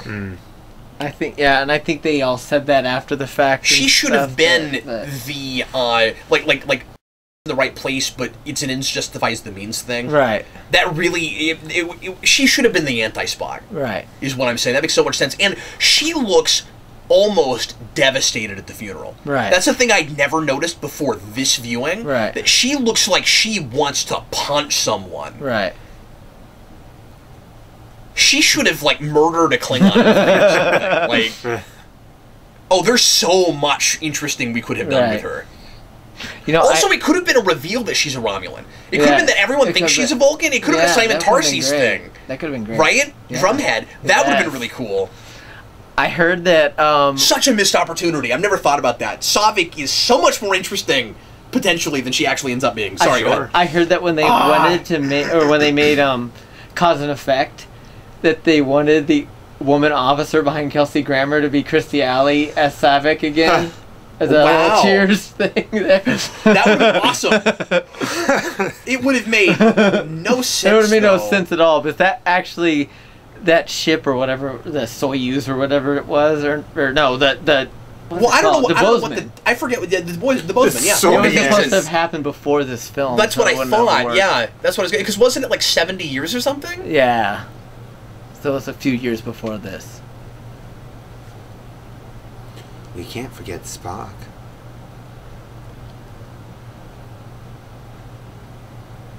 Yeah. But yeah, this definitely ends on a note of there's more to do. There's hope, hope, especially with the Spock doing the, voiceover narration. That's the other thing, is just everything at the end of this movie, and I'm saying this in hindsight, obviously, because I've never known a time where Search for Spock didn't exist. Right. But, and I don't even think I really watched these movies in order when I was a kid. I don't think I saw the little trilogy in reverse. I saw 4, 3, and 2. That's really funny. But everything about the end of this screams we're going to resurrect Spock. Yes. And then they artificially try to do the same thing with Nemesis with Data. Right. Yeah. With B4, which is awful. Yeah. Goes without saying, but... We haven't Which made no sense because they said wonderful. A generation's final voyage begins, which they're saying that was the last movie, but Well, yeah, that was an advertising mistake because with that, I guess I can't wait. I can't wait. But it was the thing is, all the talk from the cast and crew was, well, we think this is the last one, but if it does well, we might come back. Like they hadn't decided for sure that was the end, and it shouldn't have been. We should have gotten one more, just to I mean, I want to say resolve things. I don't even know how much there was to resolve, except it just was a horrible send-off for all those characters, because nobody got anything good to do, and Picard was even more out of character than he had been, and he was pretty darn out of character, that whole franchise. Right. Yeah. That's a weird turn on the star field. Is that more planetarium ceiling? Probably. That's probably like why a wide it's angle. curved like that. Yeah, I think that might be. That's a good point. It's just I don't know why the soul of Spock is looking at the universe through a fisheye lens, but it's the stars that they have. You know, at least in the opening, those are actual stars. Like the planetarium was projecting the real. That's really cool. Yeah, so they're actually technically photographing real stars, or at least the reflection of them. Yeah, that's cool. Oh, that's right, BB Bish. That was her name. Yeah. Yeah. And it's funny. Sometimes you'll whip that out. Sometimes you've got that in the back of your head. Merritt Buttrick, and the guy that played. Was he ever in anything else? No, he died real young. I think. Did he? That's sad. He was on like an '80s teen sitcom with Sarah Jessica Parker called Square Pegs. I think. Before Wow. That's a deep pull. Well done. Yes, but it's How'd funny. You pull that out of your back pocket? I don't remember how I knew that, but the guy that played Judson Scott, the guy that plays Joaquin or whatever his name is, Joaquin, and the guy that plays Merritt Buttrick, Phoenix. Both of these actors appear together in that Next Generation episode about the narcotics. They're the druggies. Remember? Oh my goodness! Yeah, wow, it's weird. The one where they keep upping the dosage and the little seed things. The barrels of stuff. Yeah, I don't remember what that episode is. When Crusher wants to get involved. Yeah, something like that. That must have been season 1 then. Why'd we try to get Crusher involved in anything?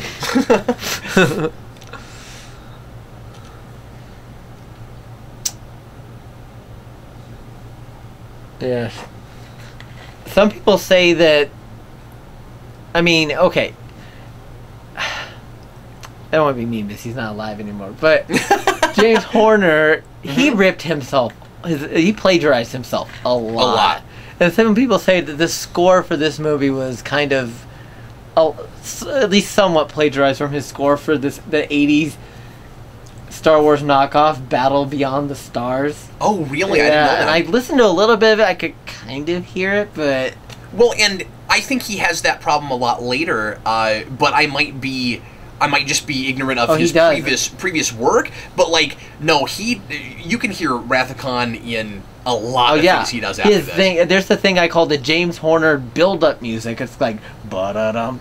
It's in this, it's in The Rocketeer, it's in Apollo 13, and then, of course, in Aliens, the score for when they're driving the armor personnel carrier thing through the power plant and stuff is the exact score of the Klingon theme in Star Trek 3. It's exactly a lot of our greatest composers have this problem. I know. I've talked about this a lot with Danny Elfman, where Batman and Darkman are the same score. Yeah.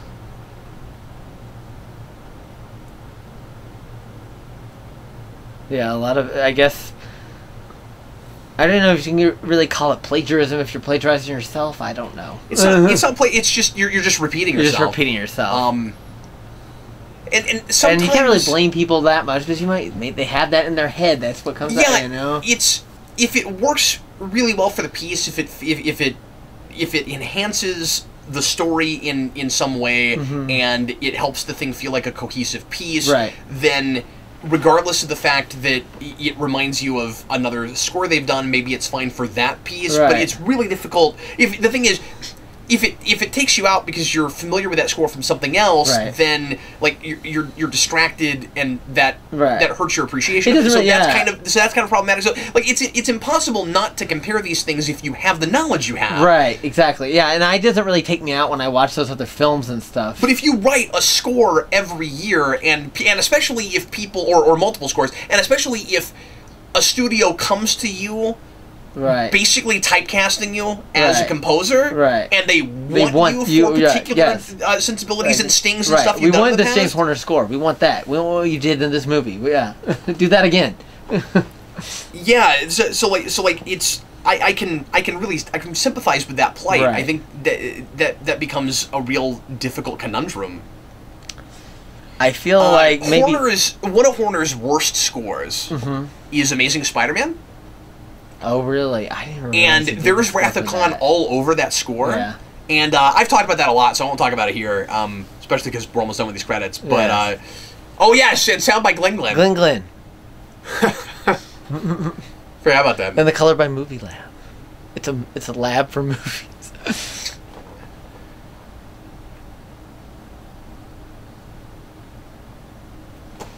This is one of those movies, I think, that, you know, I think there's a lot of things that are pretty minimalistic about it, and I think the score, you know, goes perfectly well with it. Yeah. But it isn't a thing that feels more epic in scope because of an epic score, because it's more of, because that's a point I make a lot with things, but I think it's almost a more, like, introspective score, I think. Right. Do you think the score for this, or do you find this score superior to the motion picture score, or? Yeah, I don't know. I think both of the kind of main melodies Right. are really solid, Good. and I think they both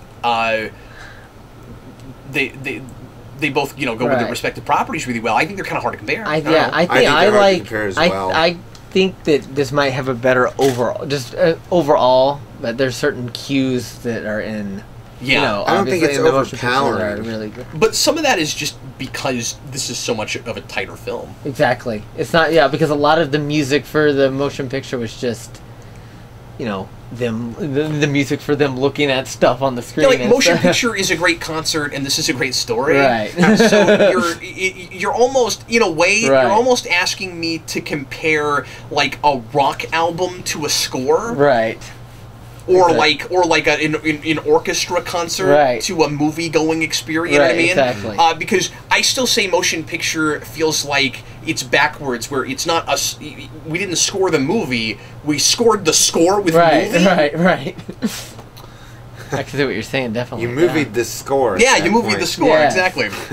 Well, this was wonderful, Yes. and as I always do with Wrath of Khan, I took something else from it. The big thing for me was Savik. I had a totally different experience with her this time. Yeah. And I'm really glad that we did this again. Yes. Do you feel you had a better experience with it having watched it with friends and talking about it? What do you mean? I mean, I love Wrath of Khan. then, so- right, then if you had just watched it alone. No, I mean, Wrath of Khan's not a movie I want to talk over. Yeah. You know, I got Yeah. zoned in the movie several times. Motion picture's a movie I want to talk over. Right. Right. You But have to talk over. yeah, you have to talk over that. Sure. You know, you need to make drinking games. You need a sheet cake. and- Yeah. The Monopoly. Bring that out. Yeah, we should have a motion picture party where the motion Oh, picture God. is just in the background. In the background, we don't with actually, images on we the. don't actually watch it. Yeah. Right, you The know, only way to watch Yeah. it again is to not watch Yeah. it. that would a motion picture party would be a lot like having a party without watching the motion picture. Right. Well, anyway, thanks everybody for listening. We sure appreciate it. We'll see you again in a couple of weeks with Yeah. The Search for Spock. Looking forward to doing that with you guys. That is a somewhat polarizing movie. Some people love it. Some people think that it's almost as good as Wrath of Khan, and some people think that it's kind of a step backwards. I like it. I'm in the former camp. I'm kind of indifferent to the next one. Yeah, and I mean, I like Search for Spock a lot, but I see both sides of that equation. Right. And especially now with Masavik thing, I'm like, oh, I think they messed her up. Maybe Yeah. I'm not sure.